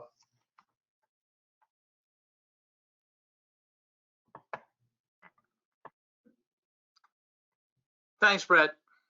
On behalf of the club, I'm really honored to accept this award. And on behalf of the club, I'd like to, excuse me, I'd like to thank all the previous winners and their great contributions toward the environmental sustainability. Pelham is happy to have the opportunity to share our story. Before I get into an overview of what we did, I want to thank the members of the Arthur P. Weber Selection Committee. I also want to thank all the members at Pelham Country Club who had the foresight to see the merits of this project, its long-term benefits, and the commitment to see it through. Notable members to mention are Greens Chair Bruce Dunbar, who worked on this project tirelessly from planning to opening, Club President Stephen Dolan, who marshaled it through a difficult club approval process, and the current president, Jeff Marks, and my co-chairs, Ryan Webb and Greg Coleman, who supported the opening and managed first-year expectations. As a superintendent, I don't think I can overstate the importance of the superintendent-Greens chairman relationship. Being a Greens chair takes special enthusiasm and dedication. The first thing I say to an incoming chair is that your chicken salad sandwich in the grill room will never taste the same. So thank you to all who have taken on that responsibility. Pelham has always had an eye on improving their property and the environment and has made many upgrades over the years. Buffer strips around ponds and brooks, increasing low-mow native areas, equipment, wash water recycling, and IPM, to name a few. This year, we were able to start, in spite of COVID, a bluebird box and beekeeping program with the help of some dedicated members. This award is going to add to the excitement and the club's already strong commitment to a smaller footprint. The project we're most excited about is the construction of a new irrigation pond, new brook, and a wetland to move water over 5 holes. The club suffered from excess stormwater runoff moving through the property and its associated problems, but was only able to use a portion of it to irrigate. We still needed about 10 million gallons of potable water every year for irrigation, when we could be storing and using rainwater to reduce cost and nutrient runoff. Environmentally, the project was a home run, and planning started in 2014. We went from what we knew would be a big project to a really big project. In addition to considerable effort to get the membership on board, we needed permits from two municipalities, New York State and the Army Corps of Engineers. Although that list, when put in one paragraph, seems daunting, the process was long, but for the most part, the agencies were impressed with the plan. We broke ground in August of 2019, opening the new holes in June of 2020. In the end, the club was able to add 1,200 foot stream channel, a ½ an acre wetland, and 1 acre of irrigation ponds, and 5 new golf holes. The construction was going to be over 19 acres and renovating 10% of the club's property. I knew at that point I needed to grow my own grass.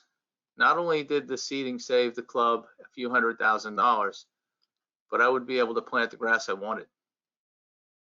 I met with seed growers, toured test plots, and researched, and with the help of Rutgers University and the USGA, found what I thought were the best performing varieties and cultivars suited for the club.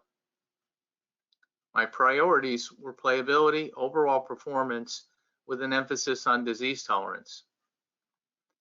We seeded rough in a blend of America and midnight type bluegrasses, along with some fine fescue, and we used bentgrass on all tees and fairways.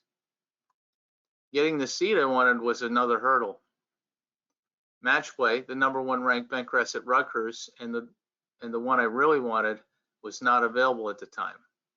Luckily for the club, we were able to convince the breeder to give us some seed from his foundation crop, the first crop sent to commercial growers and not available in the market. From an input perspective, in the first year, we applied 30% less fungicide over the 6.5 acres of bentgrass and nearly eliminated potable water from irrigation. Overall, the project has checked off all the boxes: long-term environmental sustainability, financial sustainability, and heavy golfers.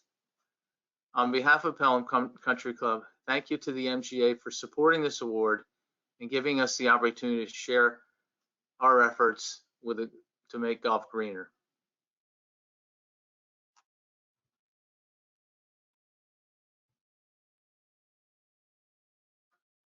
Thanks, Jeff, and congrats again to Pelham Country Club for winning this year's award. And to Brett's point, please, for next year, everyone, keep in mind this award and consider sending in an application. We'd love to recognize your club and others in the area doing such great work like Stanwich and Pelham. Before we transition into the final presentation of the morning, just a quick question to Chris Carson regarding his presentation on hosting a championship. And just if you were able to, Chris, comment or suggest some ways to move a membership that has a great course, but possibly a lower golf IQ towards the mentality of hosting a championship. And curious how you may have made the progress with some of the older members and getting them to support some of the spending that's involved with this. Well, it doesn't necessarily have to be spending. I think the main reluctance that I saw initially was giving up the golf course. But I will tell you that when we made site visits to future, to people hosting the event that we were hosting, and brought back slides and talked things up and had meetings with the club, it built enthusiasm. It really is a function of what the event is and what you're trying to achieve. As it relates to spending, it can't be we're doing this for the event. It has to be we're doing this, we're timing it because of the event, but the benefit is going to be for the members. And for example, when we redid our driving range, our practice facility, it was really all about the future of our membership. So focusing on the benefit, the long-term benefit of the member is the key there. Well, thank you. And I think that answers the question. Again, if you have any other questions, feel free to pass them along to us. And as we transition into our final presentation this morning, just want to remind everybody that you can unmute yourself if you'd like to ask some questions, or feel free to continue to type them into the box. So we discussed a lot this morning, covered a ton of information, and over the past year, we have tried to provide our member clubs and their leaders with timely sessions focused on COVID-19 impacts to golf course maintenance operations. We've had Dave Otis and Adam Miller present presentations over the last 12 months. And as we head into the new golf season, we want to provide a third installment today by Adam to discuss lessons learned from the golf season of 2020 and how they will affect courses in 2021. As we referenced earlier, the golf explosion in response to the COVID-19 pandemic has been a boon for the golf industry, but there are important lessons that must be considered as the 2021 season approaches. Adam will discuss the agronomic and budgetary factors associated with increased play and how courses can maximize golfer experiences in 2021 to ensure the benefits of increased rounds are capitalized over time. We've been lucky to have Adam present at our Green Chairman Seminar in the past, and we're happy to have him back today. Adam attended the University of Wisconsin in Madison, where he received a Bachelor of Science degree in horticulture with special emphasis in turfgrass management. And a few years ago was named as the Director of Education for the USGA's Green Section. It is now my pleasure to introduce Adam Miller for our final presentation this morning. Adam? Thank you, Kevin. Let me know, make sure everyone can see my screen. I feel pretty confident you can, but you never know. Good to go. Thanks, great. Thanks to everyone taking the time out today to participate in the MGA Green Chairman Seminar. Jeff Wentworth said it really well. I really can't think of a more important relationship at your facility than the one between your superintendent and your green chairman. And it's a relationship, it's really a partnership.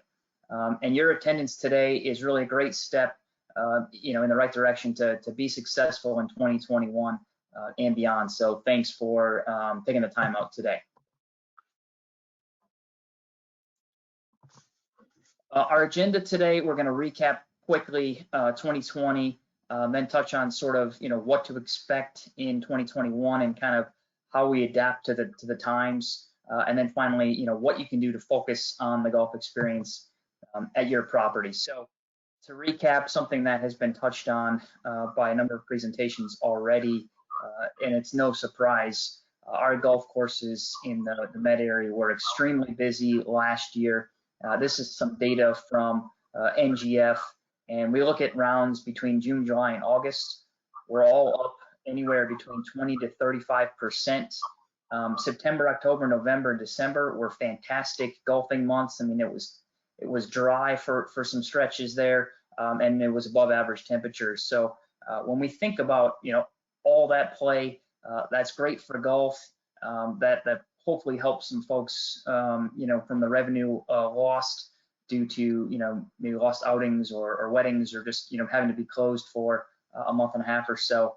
But it definitely took a toll on our golf courses. So when we look at our golf courses right now, I mean, I think everyone's lawn and golf courses are starting to look better and better as we get warmer temperatures, but they're still pretty tired from last year. In some cases, there's some areas that are just flat out beat down. And there's a reason for that. Again, the amount of golf played just takes its toll on golf courses. And one of the challenges that our golf courses were faced with last year was sort of, number one, managing a staff of 15, 20, 25 during COVID, where we really had to sort of rewrite the playbook as to how we set up our operations, how we maintain the course to ensure health and safety guidelines.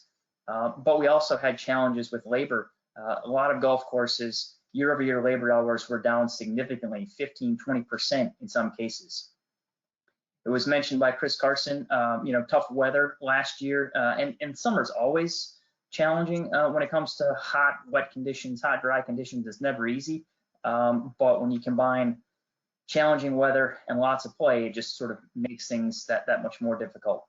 And I mentioned the warmer than average temperatures in the fall and early winter. Again, great for golf, but a lot of cases our courses just didn't have the sort of the recovery time they needed ahead of winter. From a revenue standpoint, I mentioned this just before, we had all those increased rounds, but at a lot of courses, revenue was still down, especially those that are, sort of rely heavily on outings and weddings. And then, because of the increased play, because of sort of the more focus on golf than ever before, rightfully so, there's a lot of courses that are saying, hey, let's invest more into the property. Let's try to sort of address some of these challenges that we've had. Let's throw a little bit more resources towards the maintenance budget in response to the increased play. So those are all good things, but they do come at a challenge. So real quickly, just some high level things to think about. Courses in the Med area, by and large, were not built with 30,000 rounds in mind. It's oftentimes a steep drop off when a course goes really above 25,000 rounds in a given year with respect to traffic. Most courses were definitely not built with golf carts in mind, and having cart paths, things like that definitely helps. But just the topography alone and how some greens are built, how tees are built, pinch points, along fairway edges and rough edges.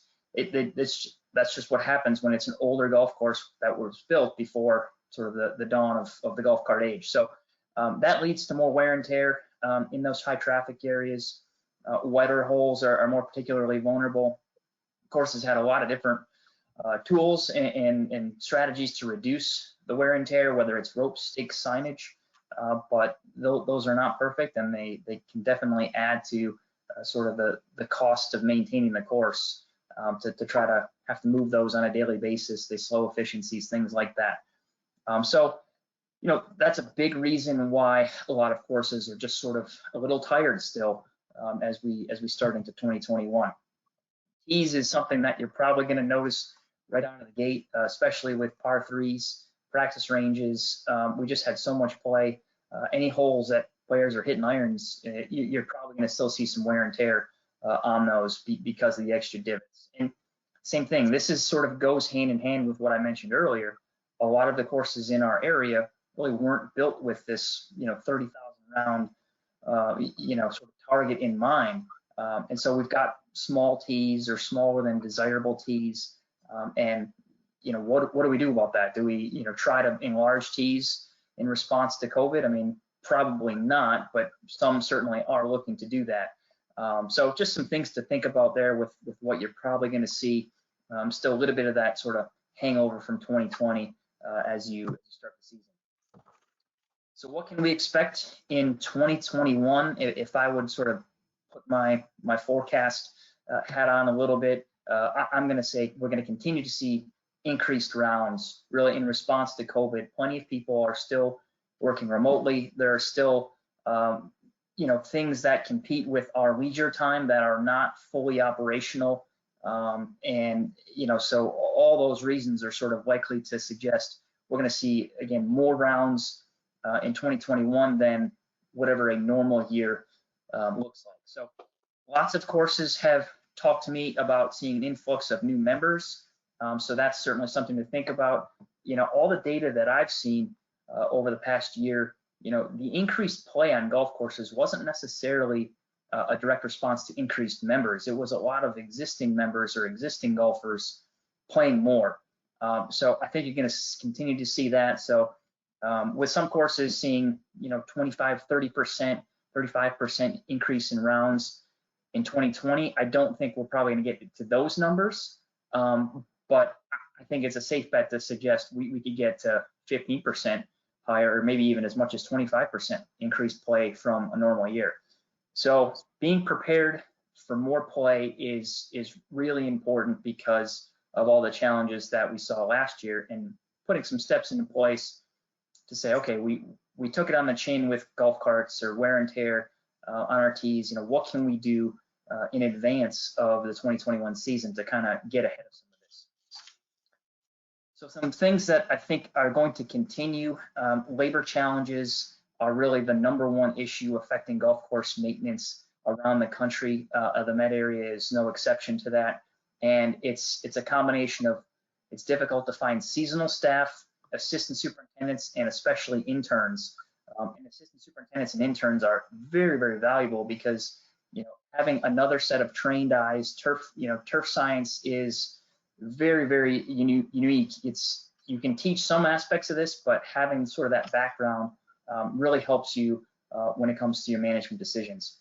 So all these challenges are likely to continue. Some reasons for that, we need to offer competitive wages. We need to try to think about casting a wider recruiting net, perhaps shift our traditional hiring practices to do more part-time, less full-time, creating more flexible schedules. Golf is not super flexible. We can only play during, daylight hours, and we try to get ahead of play as much as possible with maintenance. But are there ways to introduce more flexible schedules that might allow you to, hire more folks or more part-time folks? Capitalizing on things like bonuses and incentives is long been a tried and true method. It's not probably going to outcompete the competitive wages aspect, but certainly one to think about. And then finally, the H-2B programs are really, really valuable. They are, not a guarantee for golf courses, but they are valuable. So Because of these labor challenges, it's important to, I always love to point out this quote from Paul Jacobs, who I think many of you know is an agronomist and now in the central region. The phrase "you can do more with less" is not accurate. You can't do more with less. You can do less with less. But when you find efficiencies, and that's what we realized a lot last year, there are efficiencies out there. You should focus on those wherever you can. So I wanted to touch on a few of the efficiencies to recognize that, hey, the golf course might look a little bit different with some of these efficiencies, but the goal is to maintain high quality playing conditions in the high play areas.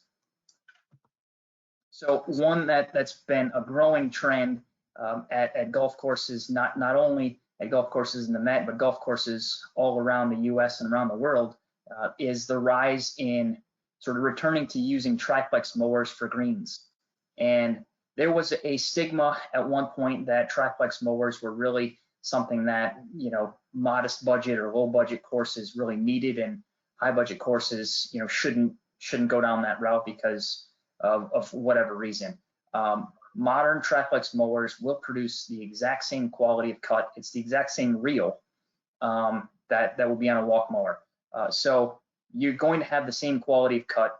You will not see, you know, the narrow stripes potentially, but, you know, I would say you probably already don't see a ton of that to begin with.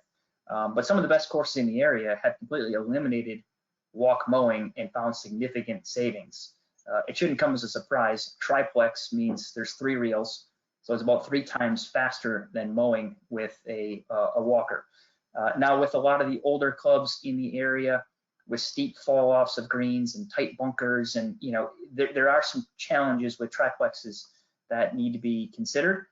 Mainly, you know, sort of the turning damage that could happen both with triplex and with walk mowers. But courses have found some unique ways to get around that. The image here is a piping rock. They cut, in this particular example, they cut in a 50-50 pattern on their greens, and they rotate that regularly. You're not going to get grain from this. You know, grain is kind of a thing in the past and really hasn't ever been a significant issue on most of the grasses that we have in the Northeast.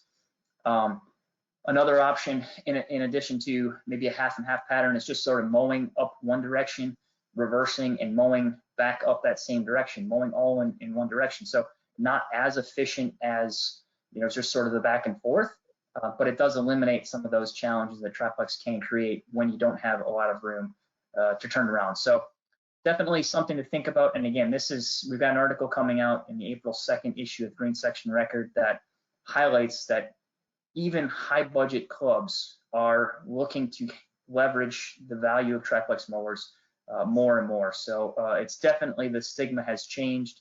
Part of that is because the equipment's just that much better. The risk of hydraulic leaks is much, much lower.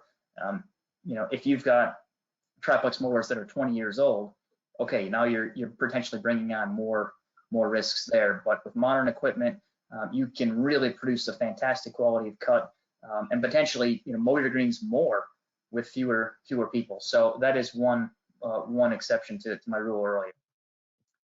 Some other things, and again, these have been tried and true techniques, but, you know, cutting out some of the elaborate mowing patterns to sort of save fuel, minimize wear and tear on roughs. You know, the mowing pattern, it's not going to impact the bounce and roll out of the ball. It's not going to impact the ball lie itself. You can have some wear and tear on some edges, especially around the approach, that you need to manage that. But I would say you already would need, if you're doing a striping pattern, you need to manage the wear and tear all along the entire length of the hole where those mowers are turning in the rough. So something to definitely think about. Another way to sort of help with improving efficiency is removing the intermediate rough. And I know this has been a topic that's been touched on a ton with the Green Chairman Seminar series, but we really don't need the intermediate rough in most cases, unless your rough is sort of a thick, dense 3 inches tall throughout the whole year. You probably don't need it.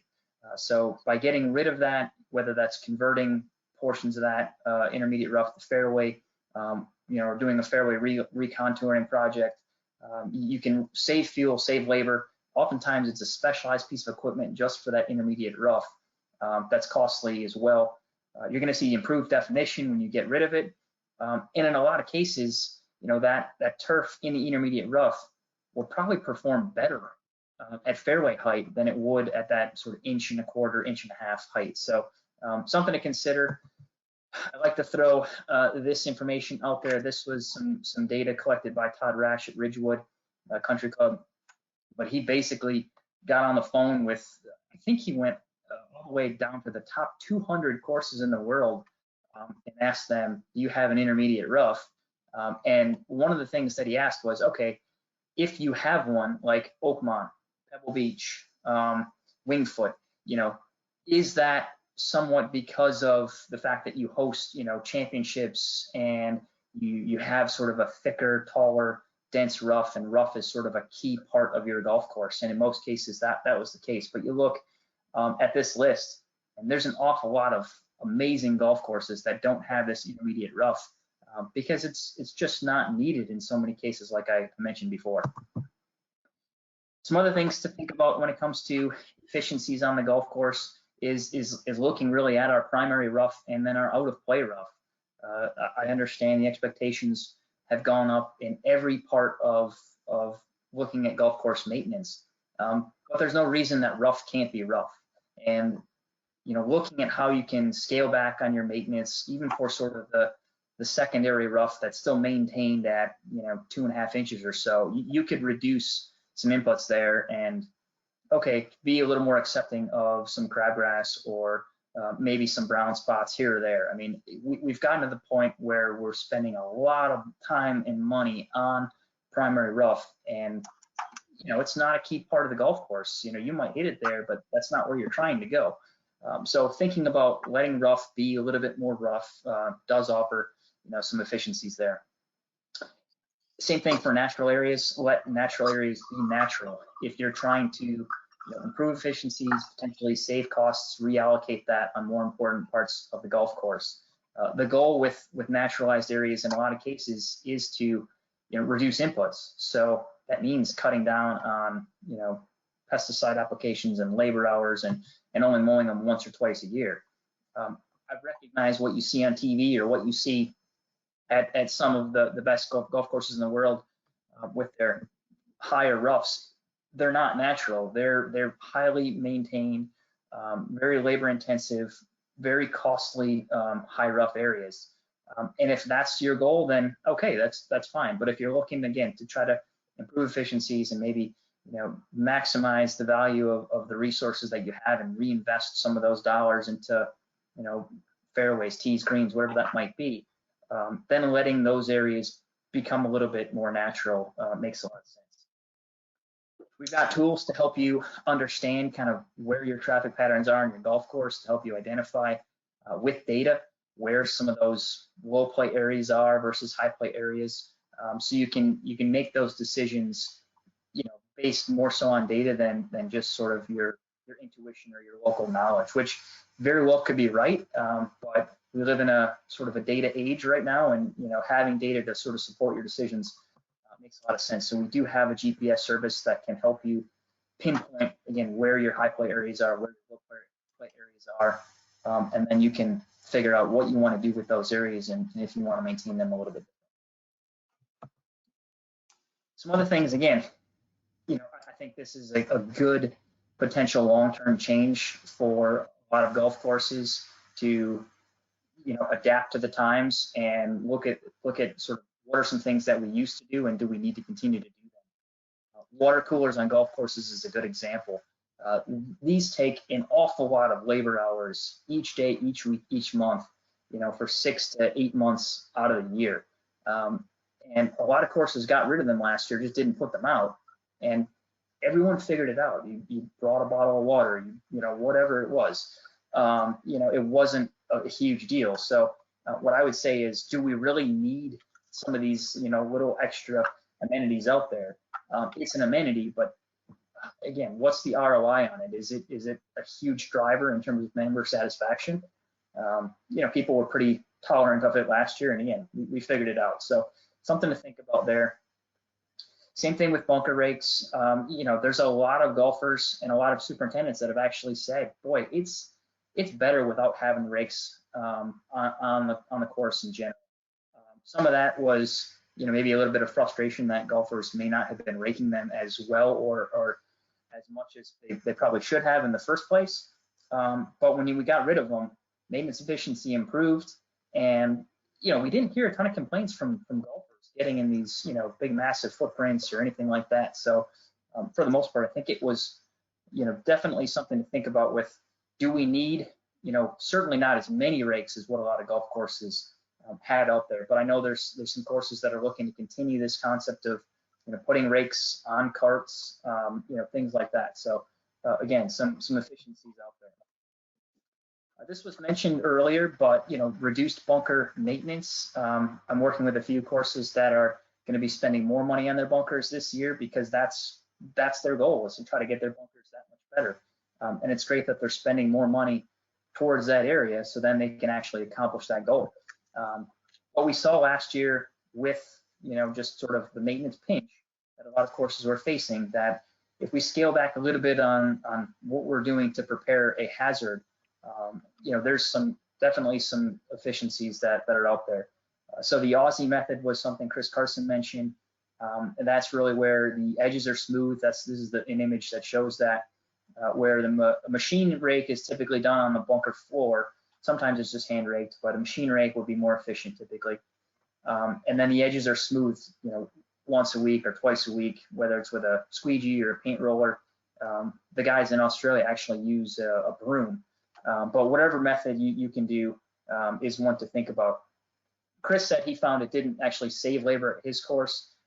That might be course specific.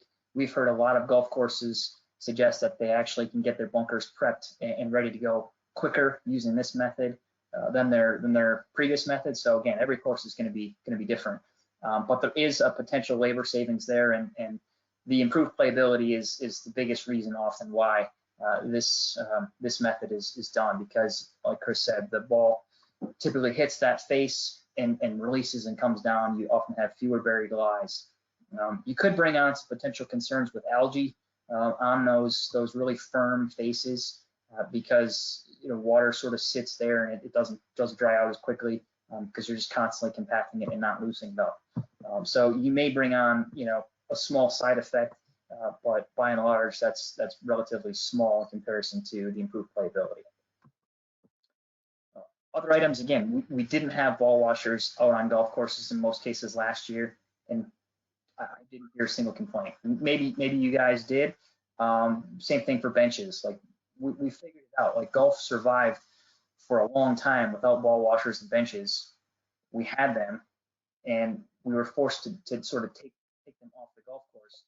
And I think a lot of positives came out of it. Number one, you know, labor hours were saved because of that.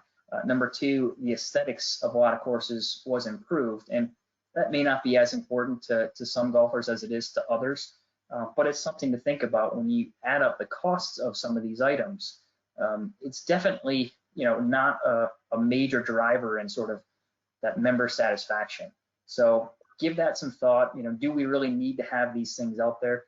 I think it's the same thing with bunker rakes. We probably don't need as many if we do have, you know, benches and rakes. Some other things to expect, and hopefully this doesn't happen, but I've heard this from a number of equipment technicians. You know, the supply chain issues are very, very real and probably most impactful when it comes to, you know, equipment repair, equipment breaks, things like that. For larger equipment, it's harder to get some supplies. For things, small engines like backpack blowers and weed whackers, you know, where a lot of these parts are coming from overseas, it's just taking that much longer.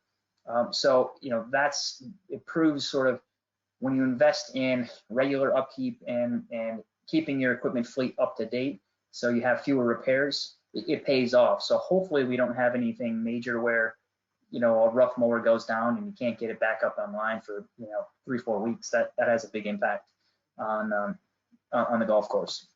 Some other things to think about. Jeff mentioned grass seed challenges. That was back in 2018-19. We're expecting to have even more significant grass seed issues this year. So most of the cases we're seeding things in the fall, so hopefully it'll be better by then, but something to think about. And then another one is bunker sand availability. Some of the more popular bunker sands that are being used in the Met area are becoming harder and harder to come by. And so that means looking elsewhere for bunker sands. And a popular sand supplier in Ohio is one that I know a number of folks have reached out to, and fantastic quality sand. But Ohio is about 600 miles away from the Met area, so you're going to pay for that cost if you have to go that direction. So just something to think about. No doubt there are some other potential supply chain issues that will impact the golf course, but hopefully they're not anything too significant. So I want to sort of wrap up with, kind of setting yourself up for success in 2021 by focusing on the golf experience, and that's a pretty nebulous term. The golf experience could be different to me than it is to every one of you. But what I mean by that is really everything from booking a tee time to then actually being out on the golf course playing. So course conditions, pace of play, that type of stuff. So as green chairman and superintendents, it's important to communicate to your membership as often as possible, whether that be through blogs, through Twitter, whatever it might be. But spring is always a tough time, and the Masters is a fantastic event, and it does some great things, gets people excited about golf. But it also sometimes sets people's expectations a little bit outside of the reality when it comes to what our golf courses in the Northeast and the Met area look like come mid-April. We're just starting to come into form, and it takes some time to really groom our playing surfaces to the point where they're ready to go and are playing at a real high level. So I put this image series up here. This was from a course that their first cut on their fairways, I mean, they were shaggy and rough, and it kind of looked a little bit like your home lawns probably do right now, where there's patches of just clumpy grass and just it's not a clean look. It doesn't just single mow doesn't necessarily just get those greens or get those fairways back into peak condition. There's brushing, there's verticutting, there's a couple of cuts. Sometimes it's dry cuts, that it takes some time to get the course back into shape. So the more you guys can communicate and effectively communicate with the membership that it's a marathon, it's not a sprint. The course will come around. It just takes a little bit of time. That really helps sort of temper expectations right out of the gate. Some things that I've seen a number of courses looking into where their tees are really beat down, especially their par 3 tees, are looking at germination blankets to help promote recovery. Kind of number one, it keeps play off of some of those high wear areas, but you can help sort of stimulate a warmer soil temperature, which whether that's getting the existing grass to grow a little bit quicker, or even help germinate some of the new grass that you might have planted. So something to think about there. If you've got some tees that are really worn down and need some recovery before the peak season. Could also be used in sort of high traffic rough areas or maybe some fairway areas as well. They're not super easy to manage with wind and balancing your pre-immersion applications, all that kind of thing is tricky. It kind of becomes a little bit of a logistical chess match, if you will, but definitely something to think about if your tees are really worn. Thinking long-term this summer, your greens are your lifeblood, and we always recommend this focus on smoothness and trueness, not speed. Aeration, top dressing, key surface management practices like vertical mowing, grooming, rolling, these are essential to really keep the grass healthy, and so it can survive summer, but also produce those high quality playing conditions. And I know because of the increased play, because of the labor challenges of last year, there was a lot of deferred maintenance towards greens, and I would hate to see sort of deferred maintenance continue over into the 2021 season, because you might be able to get away with not aerifying for a season or two, but it can be a quick a sort of quick reality check when summer hits and suddenly you realize, hey, my greens are holding out more water, they don't seem to be drying out, they're not firming up. And why is that? Well, it could be just deferred maintenance because of increased play or labor challenges. So the greens are not an area to to skimp on, and do whatever you can to make sure that those critical programs are still being performed. Something else with the golfer experience is pace of play, and this has been a topic that it's a huge sort of driver in sort of how folks are reacting towards their golf experience. And if any of you are familiar with the Club Pro guy on Twitter, he offers 5 tips for combating slow play, and most of them are sort of the comical, confrontational, gestures, things like that. So that's what he's showing in this image. But what we've learned through our research, and this is something we've been promoting for years, but it took the pandemic for it to actually be implemented, is longer tee time intervals will reduce your pace of play, and they're not going to really hurt your total inventory or how many rounds of golf you can have in a given day, because you're going to have a better flow, so you're not going to have backups. So eliminating the short tee time intervals, trying to get something closer to 10 minutes, 11 minutes, or even more, something we've done in our championships, and it's worked really well. And because of COVID, lots of courses did that last year, and some daily fee courses that I know, they extended it to 13 minutes or 14 minutes. And because the experience was so much better, they actually started to charge a little bit more, and no one blinked an eye, because it was just a better golf experience. So definitely one to think about.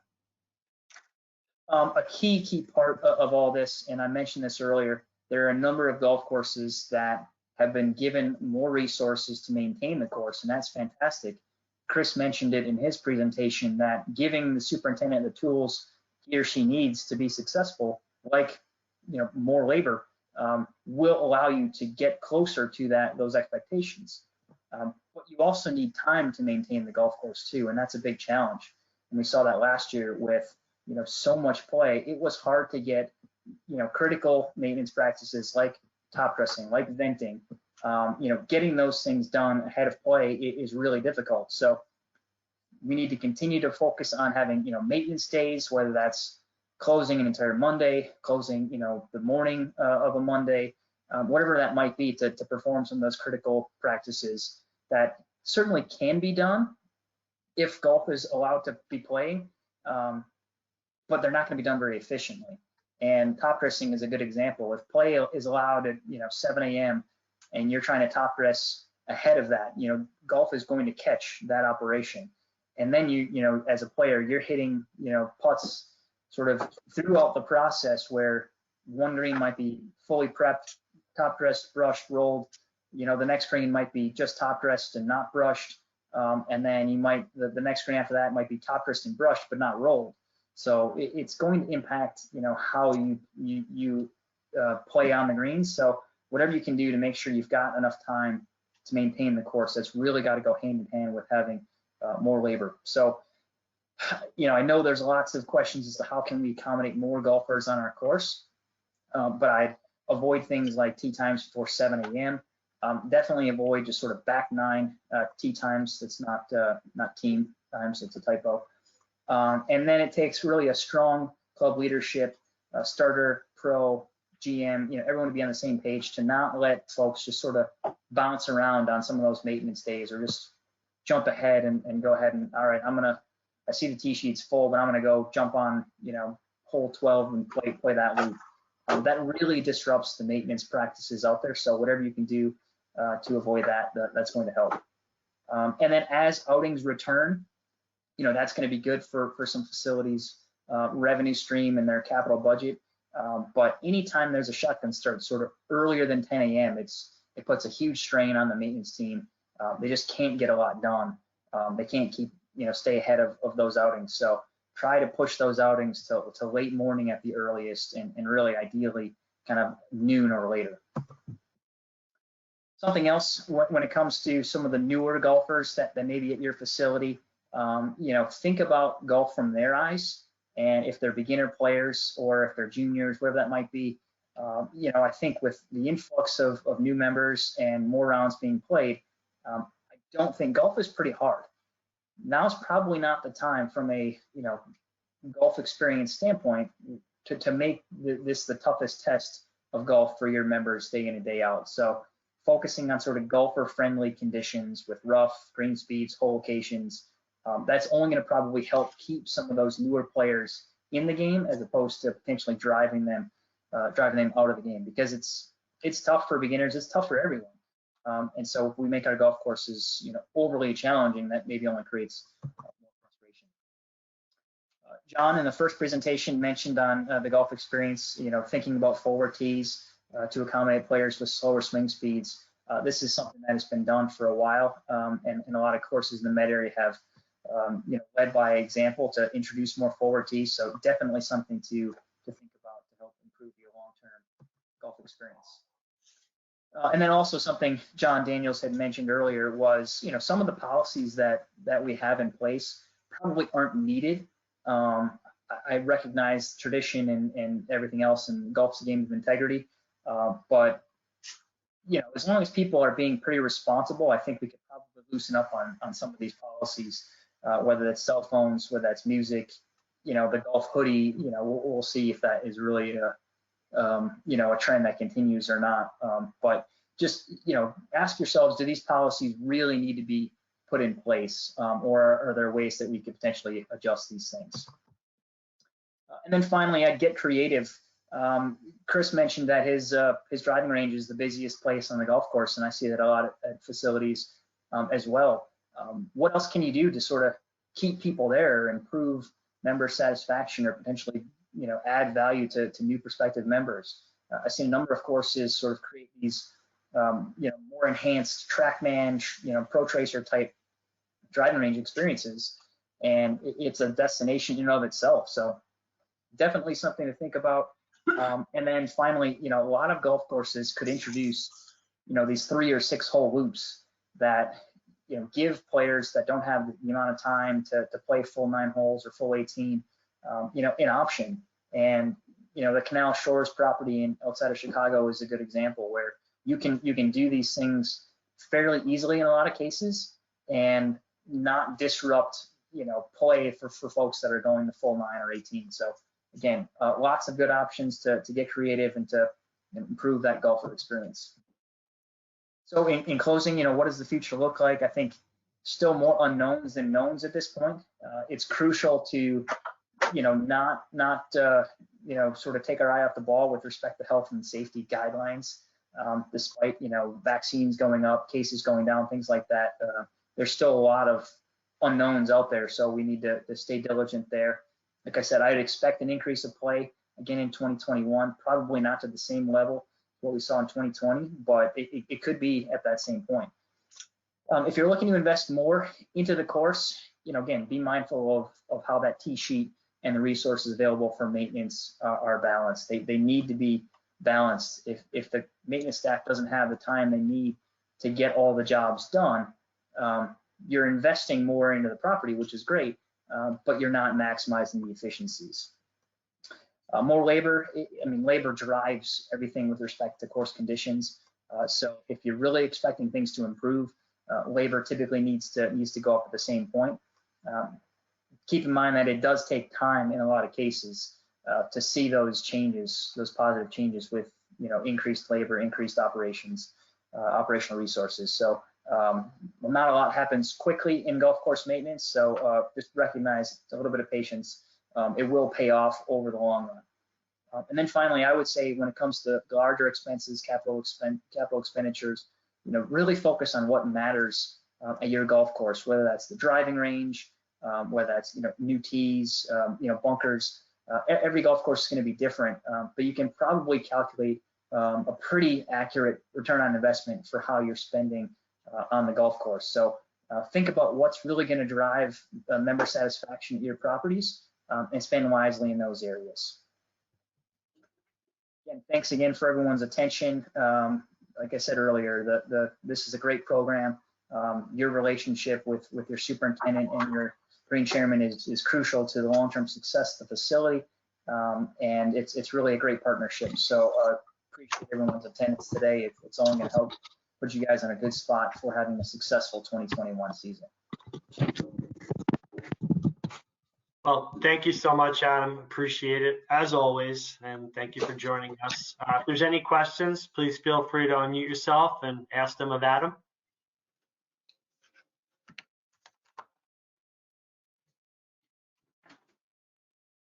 Adam, you touched on just, trying not to make the course too difficult, right? For somebody who's newer or older or just experienced golfers who might have a tough time navigating the course. Are there any suggestions on, fairway height, rough height? Is there ways to measure the speeds of the fairways? Things that clubs should be keeping in mind as far as averages and difficulty? Yeah, in terms of difficulty, I think the biggest thing that courses could probably look to do would be to not try to push for really tall, thick, challenging rough right off of the fairways. That's even the best players in the world only hit like what 50% of the fairways. So that's definitely one to think about. To maybe ease up on some of the rough. Green speeds are a big one. Not only does that impact pace of play, but I think it's just frustrating when you have some really cool architecture and your speeds are 11.5, 12.5 or higher, and you're having a hard time putting, and B, you lose some cool hole locations. So dialing things back on some speed and some difficulty in rough would be probably the first areas I would go to. Next would be just making sure that there's plenty of tee options for players with slower swing speeds, so they can tee it forward. Encouraging folks to actually use the forward tees is certainly a good one, but I know that's sometimes psychology and sociology there more than anything. Fairway heights are a harder one because you've got to balance what's best for the entire membership. And for the higher handicap players, they often like a little more of a cushiony lie that the ball's sitting up. The better players oftentimes like a little bit more of a tighter lie. So finding a happy medium is something to think about there, but that's very much club specific. Thanks. And you touched on step cuts. Looks like there's some clubs who are having a lot of pressure from their members to put step cuts in place, even with the high rough cut, as you just were referencing. Just touch on that briefly again. Sure. Yeah, we've got a number of articles, and you've got Dave Otis on the line, who's been the author of several of those that really talk about the costs of having a step cut and the agronomic challenges of that step cut. It's oftentimes one of the weaker points of the golf course from a turf health perspective. And again, I don't think it's needed unless your rough is north of 3 inches. So when it comes to the costs associated with that, just mowing alone of the step cut, oftentimes done 2 to 3 times a week, that's probably 10 to 15 grand right there in maintenance costs, and it comes into play so infrequently that I don't see the value there in a lot of cases. And again, the aesthetics are, some will argue, well, I want that 1.5 inch lie. I don't care if we don't have good fairway definition or the bunkers look like they're kind of far off away from the fairway. But again, the value to me is more so on, how does it play for everyone? How does it, what are the costs associated with it? And are you willing to spend that money, or would you be able to reallocate that into some more important parts of the golf course? Because it really does not come into play all that often. It's such a small part of the property when you factor in 25 acres of fairway in a lot of cases and 50 acres of rough. I mean, it's a narrow strip on fairways. It just doesn't come into play that often. And you touched on earlier last year on just maintenance and budget cuts, specifically related to staff. Is there any information or stats that you have going into 2021, how maintenance staffs might look compared to, maybe this time last year? I'm optimistic that we will start out of the gate a little bit stronger than what we were, last March and April when the pandemic first hit, because we've already got health and safety procedures sort of in place to get golf course staffs, up and running and ready to go. So I think we'll be better off. We'll probably be able to reach sort of our normal labor hours pre-COVID, but at the same time, still the labor issues are present, especially when you sort of balance, sort of the minimum wage challenges that courses are facing, and unemployment, costs and what people can get from unemployment versus what they may get working on a golf course. I mean, all these are things that factor in, and then it's still hard work. You're working on outside, early hours, late hours, in the elements. So there's definitely just some consistent labor challenges, regardless of COVID, that courses are going to be facing. But I'm optimistic that we'll be in a better spot than when we were last summer. But that doesn't mean that courses may not still have some significant labor challenges. And you touched on golf carts, and so did John as well earlier, but any other tips for cart traffic?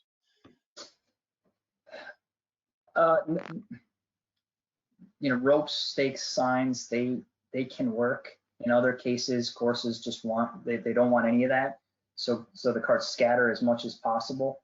I think the biggest thing is if you're having an increase in your cart usage, that there's you tie that increased revenue and direct that back into the maintenance staff's budget, because more carts will translate into more wear and tear, and that needs to be repaired, whether that be in the fall or kind of late summer through seed, sod, whatever it might be. So as long as you can translate that back into the maintenance budget, that's going to help. That said, I had a conversation yesterday where we do all this overseeding and we try to fix these areas, and then 50, 60 carts drive over that same area the next day, and how effective is it really? So just keeping that in mind, that the more wear and tear we have on our golf courses, if we at least have the option to try to repair those with a little more resources on the back end, that's going to put us in a better spot. Great. Well, Adam, thank you again for your time today. Appreciate it. And a reminder, we will send a recording of this presentation and PowerPoint decks to everyone. So please remember to sign up for the Green Session Record. You can get all that information. Sounds like they have some articles coming up in the next couple of weeks that will be helpful to all of us as we get into the 2021 season. So just to wrap up, and want to again thank all of you for attending and joining us this morning. Just a reminder that we will be providing GCSAA and PGA of America certificate announcements in the post-event wrap-up, so that you can receive your educational credits for attending today's seminar. And we also wanted to make mention of the great work that's being done by the Tri-State Turf Research Foundation and the New York Golf Course Foundation. And just remember that an annual contribution to these great organizations is a small price to pay for the many benefits all of our clubs receive through the results of the research that continues to be on the cutting edge of turf management and environmental sustainability. So we have provided information to you in previous announcements, and we'll provide additional information to you in our follow-ups, but please refer to those attachments to learn more about the history of both of these great groups and what they're doing for our golf courses here in the Met area. So to wrap up, please remember that the MGA is committed to delivering more value to our member clubs and area golfers every year.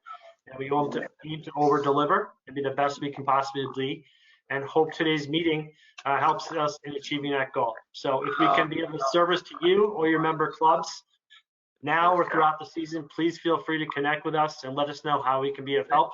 We're running these virtual sessions, and we're really looking forward to being back in person with you all next year. Hope you have a great season, and we'll talk to you soon. Give the speech. Thanks for joining us. Told me on Monday, so I had no time to